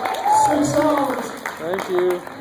The oil industry looks for plays, P-L-A-Y-S. A play is a place where you want to go and they're going to make money. There are 23 plays that they've outlined globally.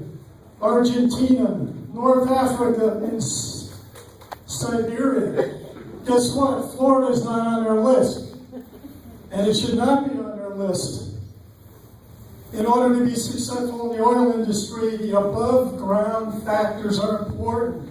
That's your people. They have to have a social contract with the local community. From what I see here tonight, they're not going to have a social contract with the local community. No! No!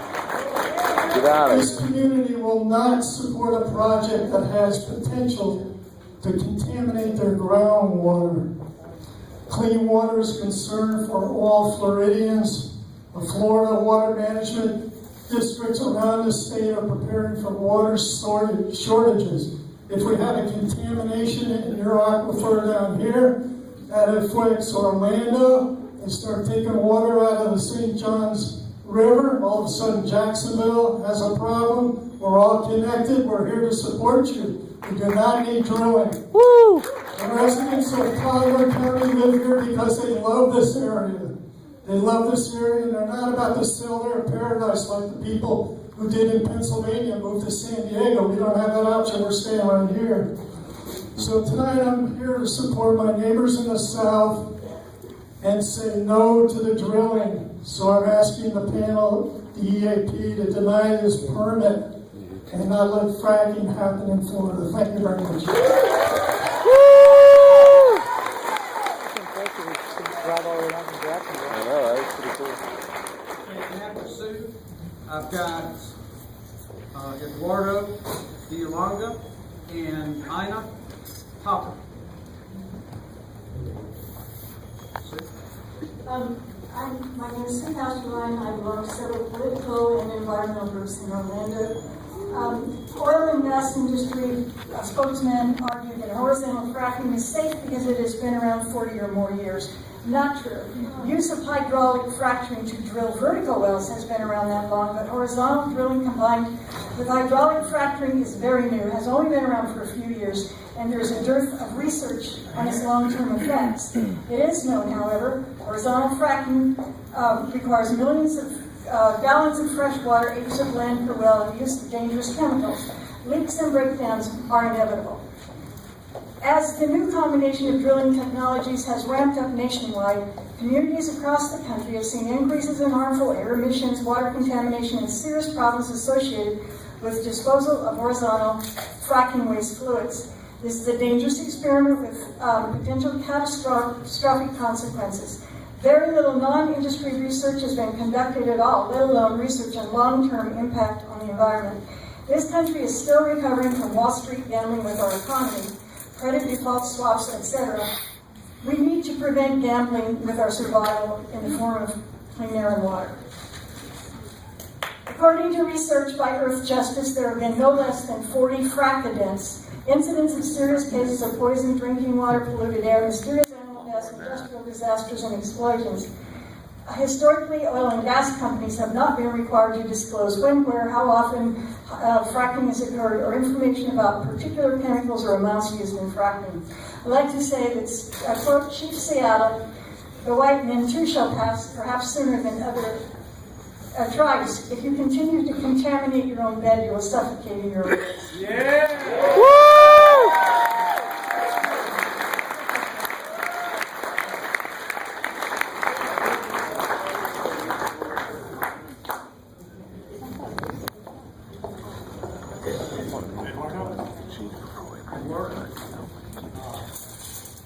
Really?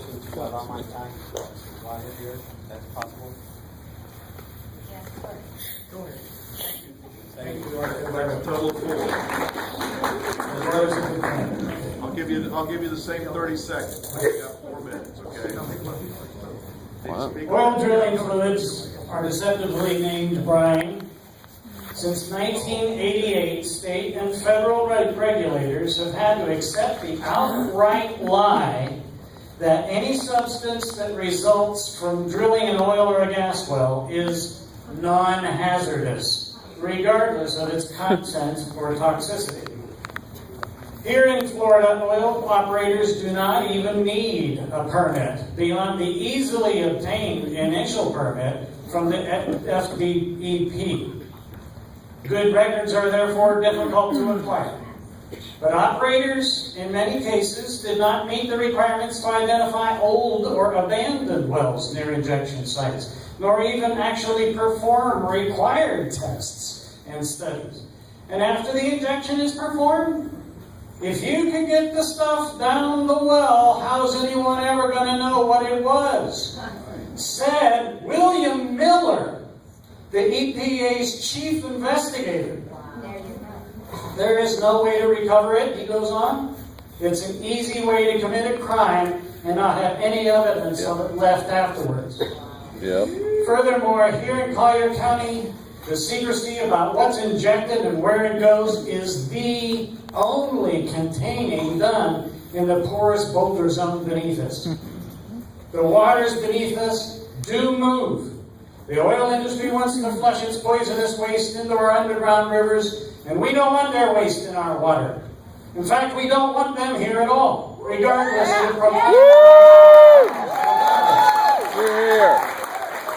The injection well is only 20 miles from Governor Scott's house, 20 miles from the Naples Pier, 20 miles from John Boehner's new condo. And then there are the rest of us. The alligators, the snook, the whales, the manatees, and the stone crabs. Did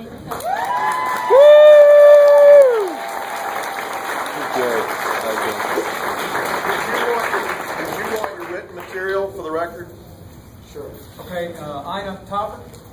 Okay, and then after Ina, we've got Carol Pratt and Sue Caruso. Carol Pratt and Sue Caruso.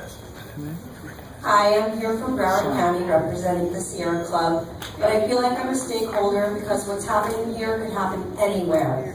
And when I hear our Panther experts say, oh, they'll get used to it, they coexist, sure doesn't sound like healthy terms to me.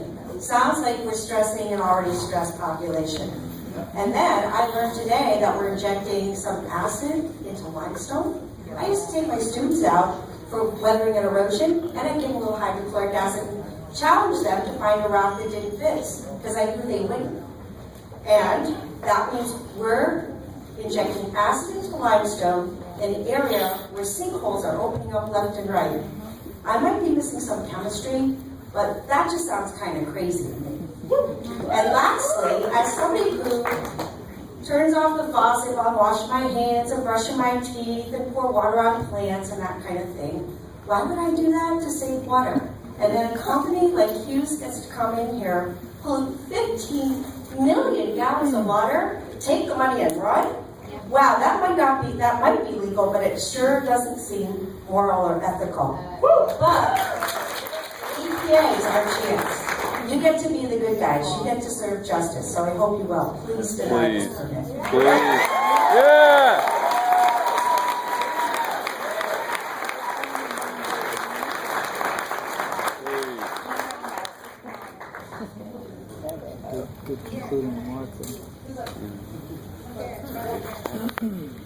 frag together.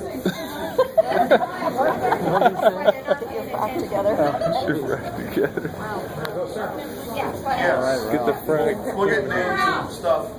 My name is Ralph Brooks. I have a geology degree from the University of Miami and a law degree from the University of Florida. Paradise and a gentleman named Tom Osher who couldn't be here but lives 800 yards from this oil well.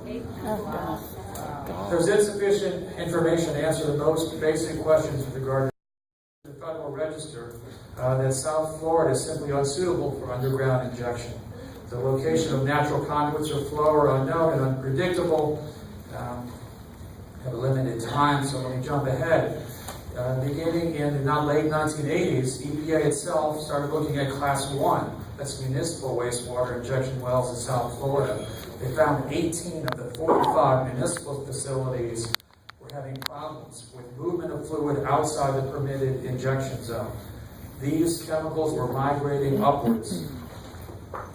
I'd urge you to look at your proposed condition in this permit, condition C3D, and it states that they require after-the-fact report of chemicals used for any well simulation or stimulation and fracturing during the sampling year, but does not require reporting of these chemicals to EPA prior to their use.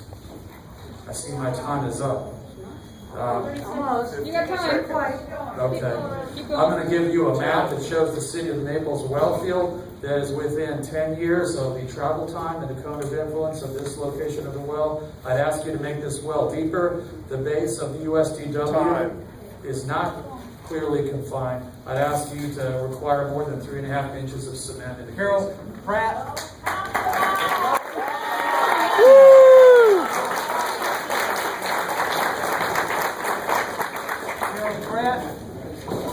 Sue Caruso? Sue Caruso? She's gone. She's gone. Okay. All right, the next two are Carol Nice and Greg Wilson. Skip's on an app up there. Carol Nice and Greg Wilson. No?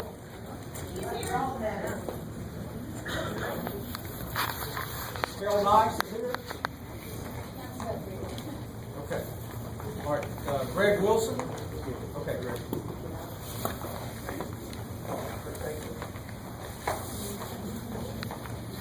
I could talk to you all about fracking and all the other things, the science behind it. I have a new invention. Runs on wind. And I can tell you right now, I'm going to put fracking and the oil companies out of business. I'm going to make it all off of me.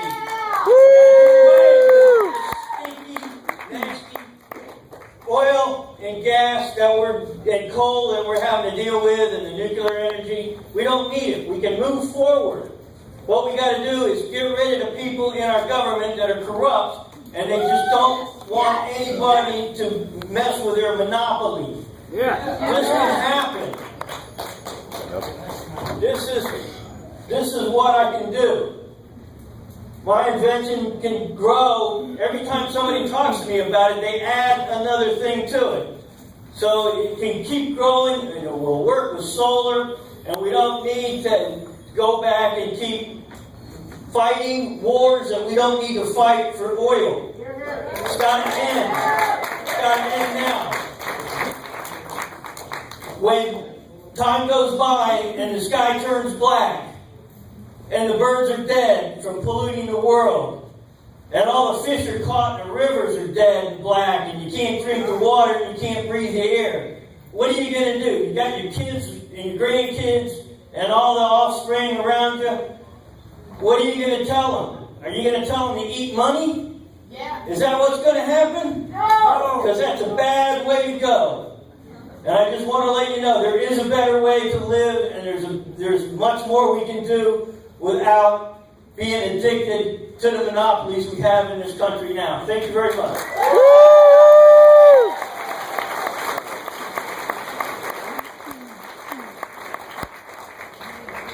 Cynthia McCurry and Daryl Rutz.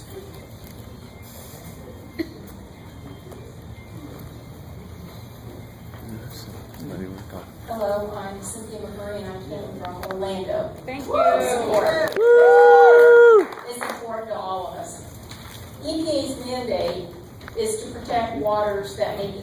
drinking. Florida is in the middle of a water crisis. We don't have enough affordable, clean, safe drinking water for all its residents now, and we certainly aren't in the future. We, the citizens in Florida, are in a war for our water. We've got our water bottling companies taking it out from under us. We've got the developers that are bulldozing all of our land, thus decreasing our aquifer recharge zones. And now we've got oil and gas running to our last frontier, the Everglades. Drilling oil wells and the injection wells that go with it, where they're going to pump their wastewater down into the Floridan aquifer. This wastewater isn't just salt water. The Safe Drinking Water Act explicitly prohibits injection into a source of drinking water. The Floridan aquifer is our source of drinking water, both the upper and the lower. The lower is where they're wanting to put this. Man-made fissures left after the earth is cracked open through fracking for oil can also connect abandoned wells and waste injection zones. How far these fissures go is still the subject of research and debate. When injection wells intersect with fracked wells, abandoned wells, and natural fissures, the combined effect is that many of the natural protections, such as geological confining layers, no longer function in deep underground geology. Please deny this permit. Clean water must trump oil.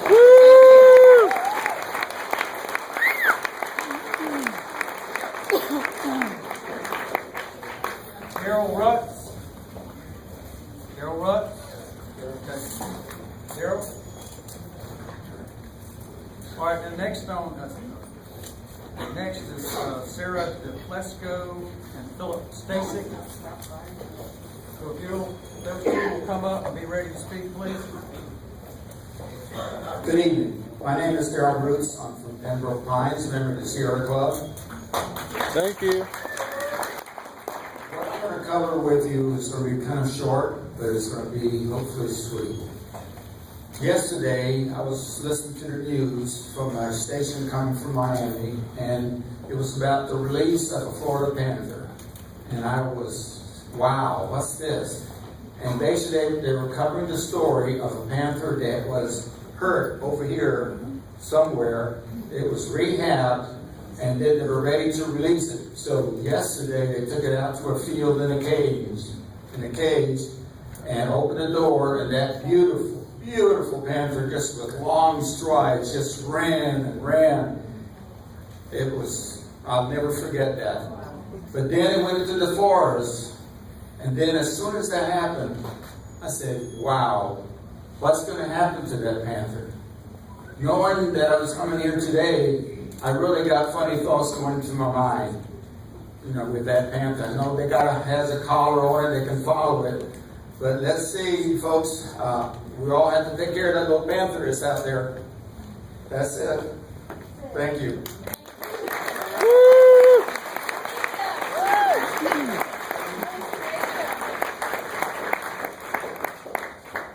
Sarah.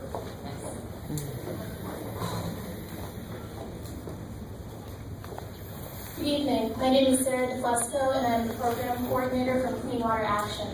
Thank you for the opportunity to comment today. This permit must be denied for 4 major reasons. First, this would set bad precedent for the expansion of fracking in our state, particularly in the Everglades area. This is bad policy, Florida is the wrong place, and it's the wrong time. Second, we must protect our drinking water. Drinking water is our lifeblood, and we cannot afford the risks of toxins entering this important resource. We're concerned about the placement of these wells, or of this well. We're concerned about the potential of this getting too close to our drinking water source, and we would like to see an analysis of the vertical and horizontal movement potential of the toxins that could enter our drinking water. These toxins are harmful to the public health. They could cause cancer. They could cause harms to our children. It must not happen. We are also concerned about the potential impact on the Everglades system, and also about sucking out water that would be used for the Everglades. This would have an extremely harmful impact that would harm not only our drinking water, but also the panther habitat. Fourth, we are concerned about the potential impact on our economy. Drinking water is our lifeblood. We can't reduce our water supply, and we can't poison it. In conclusion, please don't set bad precedent for fracking in Florida. Protect our drinking water. Protect our Everglades. Protect our economy. Deny this permit. Thank you. Woo!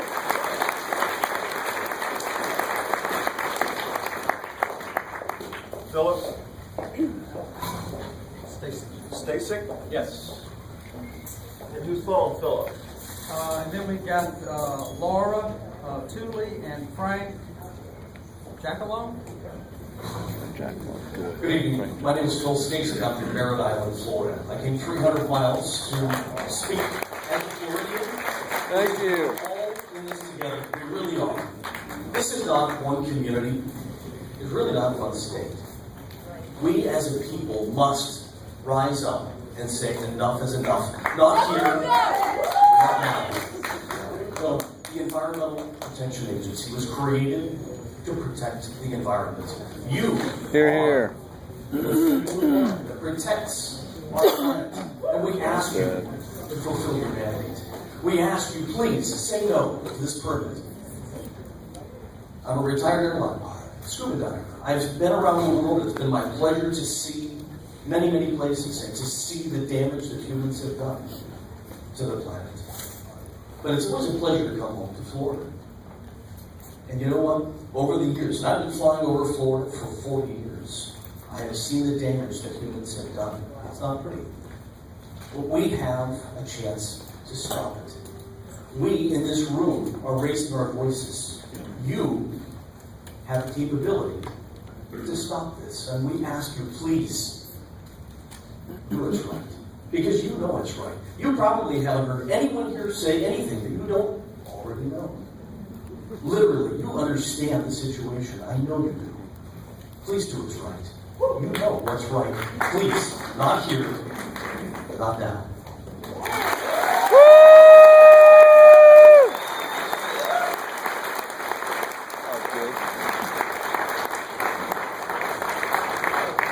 Okay, just quickly. Our meeting's going to come to a close fairly soon now, but because we started 10 minutes late, we're going to conclude the public hearing at 8:40 instead of 8:30.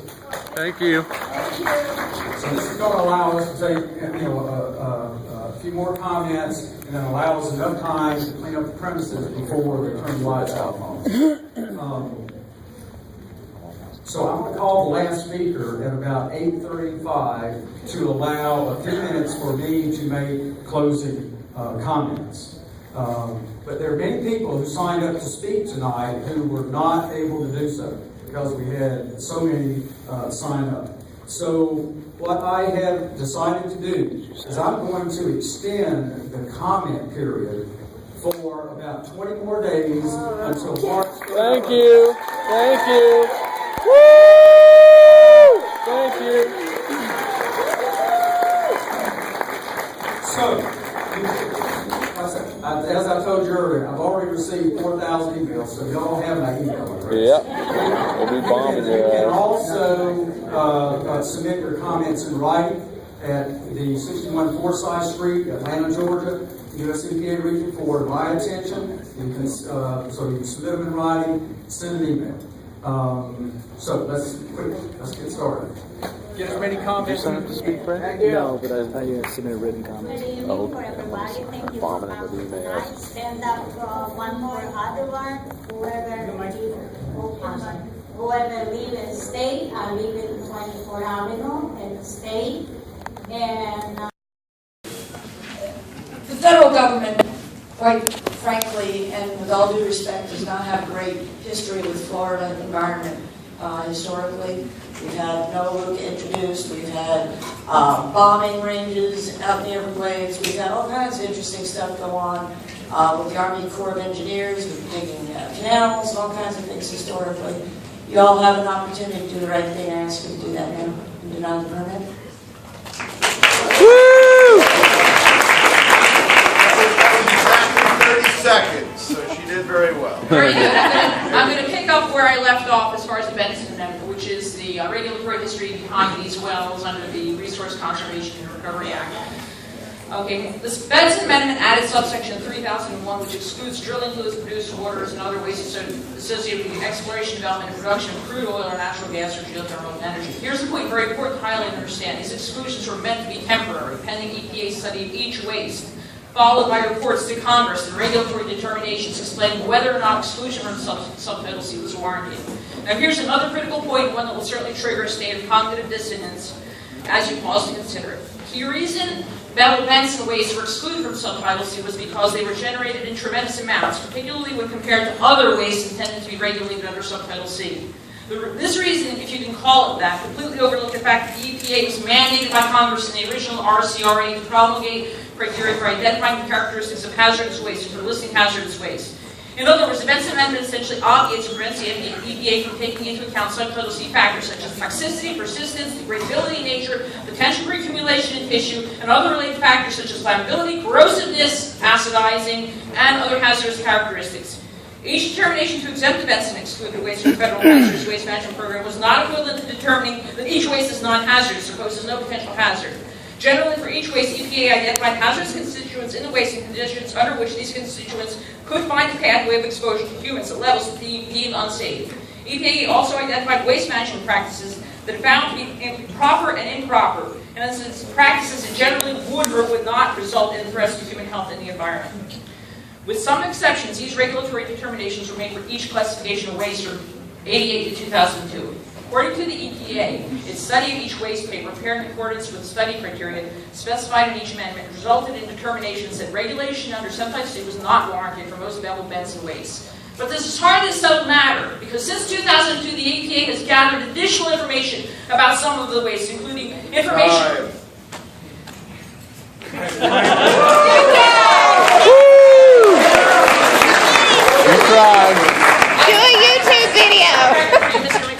Do a YouTube video. Do a YouTube video.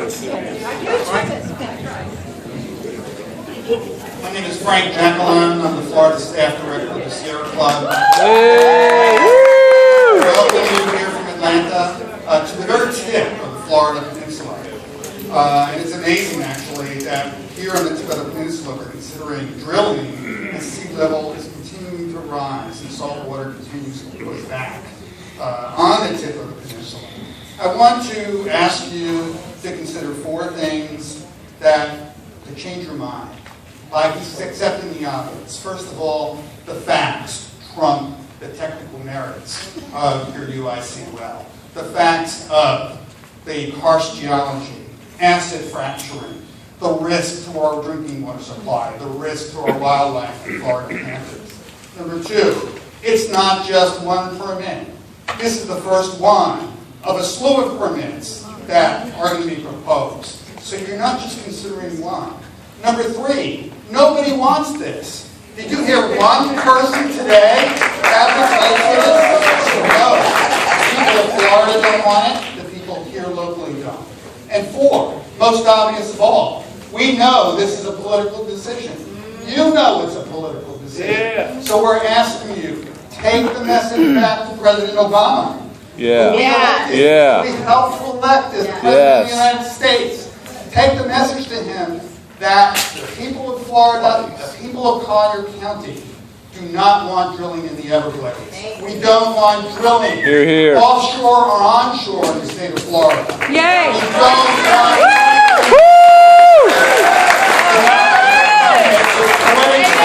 the right thing to do.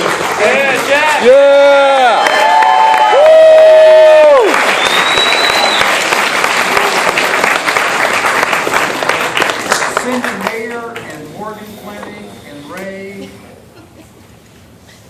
Judah. Somebody sign me up. Somebody sign you up? Cindy Nair first. Cindy? Oh, God.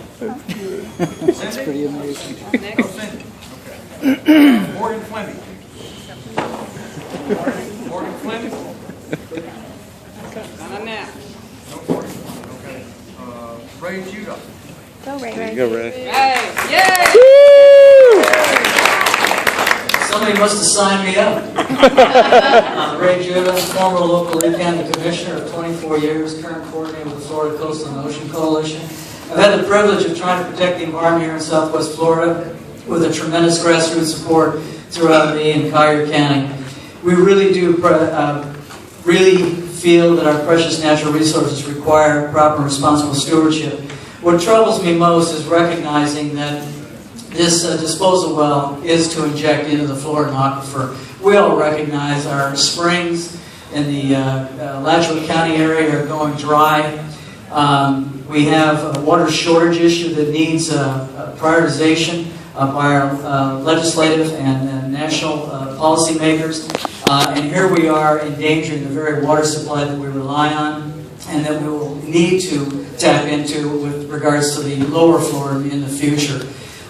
It also troubles me that with the Class 2 permitting for this particular disposal well, that there's no requirement to have the monitoring wells in the various aquifers to make sure there's no degradation and contamination to our aquifers and to our water supplies. But clearly with the fact that this well is positioned upstream of the Picayune Strand, where literally millions of dollars are being spent to restore the Picayune Strand with a joint effort of the state and the federal government.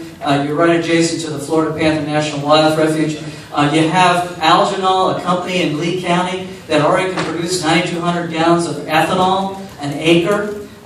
You have alternative fuel supplies with wind, with solar, with biofuel. The policymakers need to understand, as certainly does the federal government, that we have those alternative supplies so as to reduce the risk of fossil fuels, to protect our water supplies, and we ask you to deny the permit.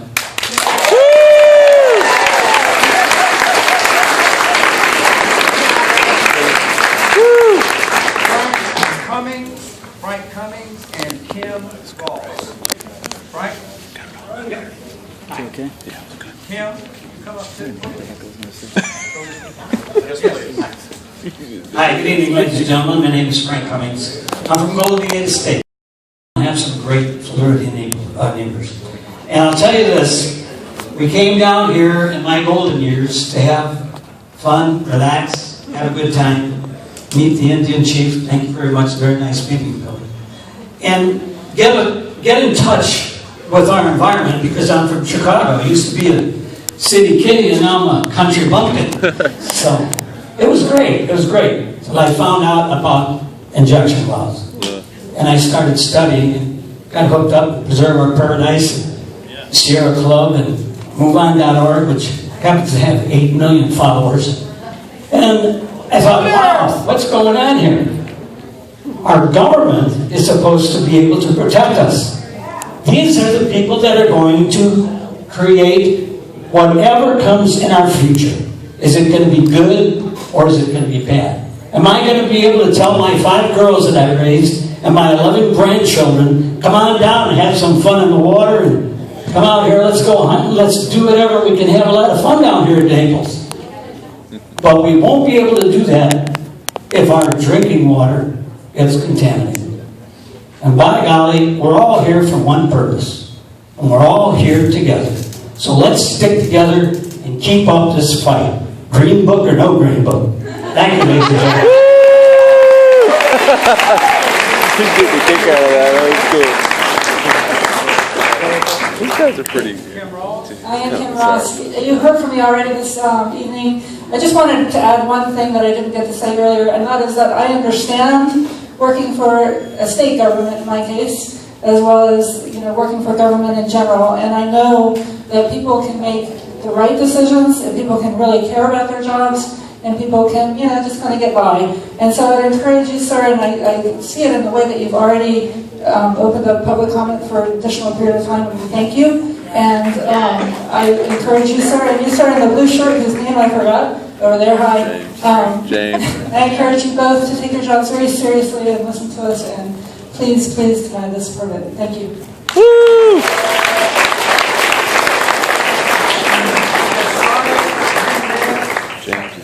Enrique Gonzalez. Josiah Mendez? Yeah.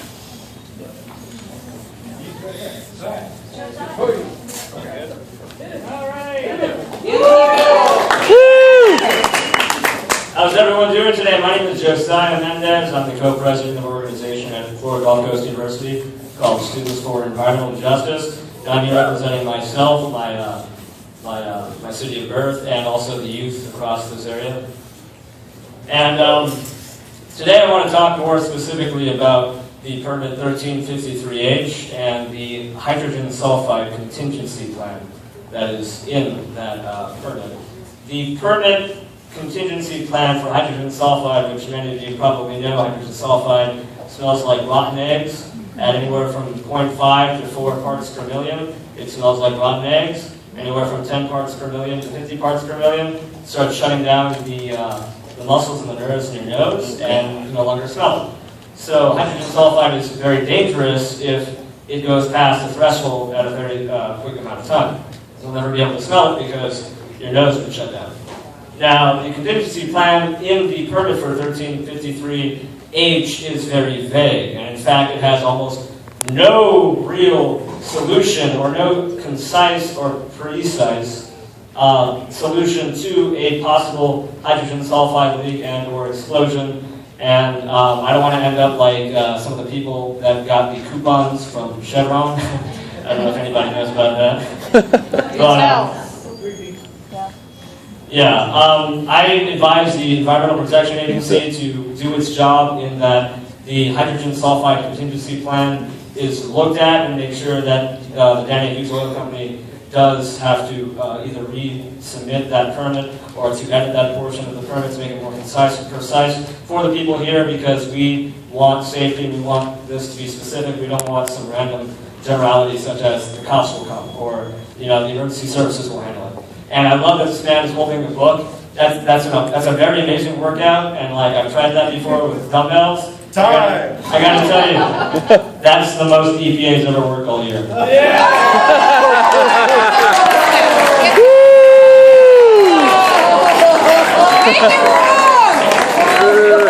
Jab. What a jab that was, man.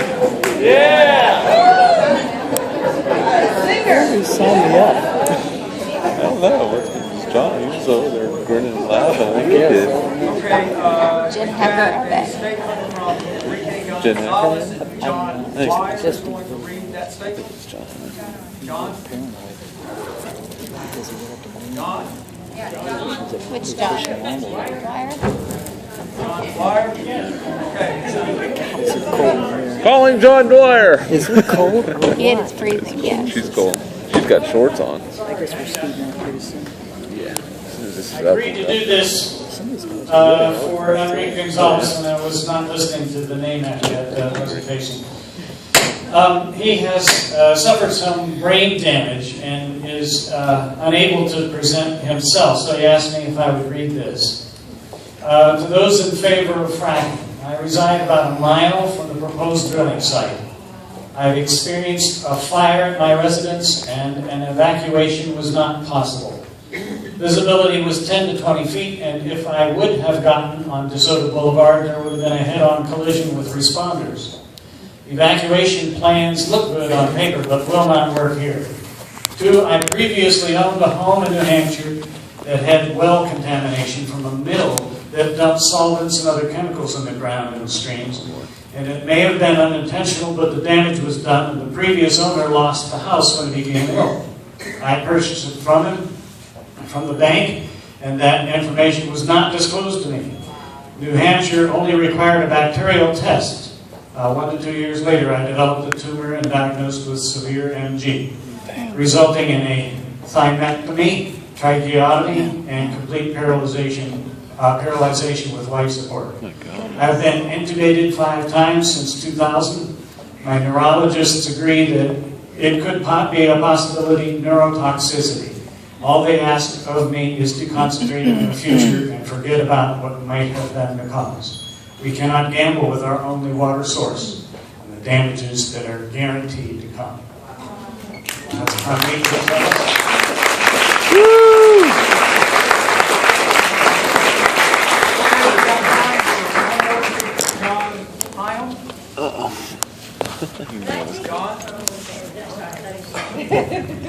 Greetings. Thank you for having me tonight. Thank you for being here. My name is John Hine. I stand as a representative for a group called the River Kids, which is a youth ecological-based educational platform. Our kids are on to you, to be quite honest with you, Mr. EPA over there. We're raising our children to be educated when it comes to real-time solutions. When it comes to the East Coast in Stewart, Florida, and the West Coast right here in Lee County and Collier County, we have created a grand scope of children making action when it comes to clean water. They have participated in Washington, D.C. trips. They have been to the state capitol. And they have also been to your state-level EPA meeting, which was held just last week in Fort Myers, where we were fortunate enough to go ahead and bring you a present, the EPA on the state level, which were dead oysters. If you go ahead and allow oil drilling right here in this area, we will be sure to have our children show up with oil on your desks, not oysters this time. Thank you for your time.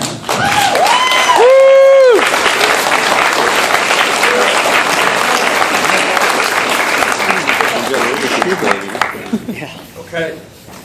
First of all, I want to thank each of you for being so concerned about the environment and the precious drinking water resources of South Florida. And I mean that from the bottom of my heart. Thank you. Thank you. So I want to thank each of you that submitted the 4,000 emails that gummed up my computer. Well, get ready for some more. For participating in this public hearing. And as I previously stated in the opening remarks, the comments and other information that EPA received today will be carefully considered and evaluated as we make our determination regarding the proposed permit action. As previously mentioned, the comment period has been extended until March 31st of 2014. All those that have made comments to date, all those that made comments tonight, and all those that will submit comments by the extended deadline of March 31st will have their names added to our mailing list. Yay! I would like to or I would like to ask everyone who did not sign in to please sign in before leaving the room. EPA is going to prepare a document known as a response to comments that will describe and address the significant issues raised during the comment period. The response to comments will accompany the final permit decision for the proposed Dan A. Hughes UIC permit FLI0047. Notice of the availability of the response to comments and the final permit decision will be mailed or emailed to everyone who commented on the proposed issuance. Anyone who wishes to contest the final permit decision must file a petition for review or appeal with the Environmental Appeals Board, also known as the EAB in Washington, D.C. A few important things to remember if you are considering the EPA's final permit decision. First, the petition for review or appeal must be received by the EAB within 30 days of the date of the final permit decision is issued. Second, only persons who file comments on the proposed issuance of the subject permit during the public comment period, now through March 31st, or who provided comments during the hearing tonight may petition the EAB to review the final permit decision. And then third, any person seeking to review a permit decision must raise all reasonably ascertainable issues and submit all reasonably available arguments supporting their position during the public comment period, including this public hearing and the extension. Issues or arguments that are not raised will not be considered by the EAB on appeal. And again, I want to thank you for your participation and let the record show that this hearing was adjourned at 840. Thank you. Woo! Thank you. Thank you. Take care.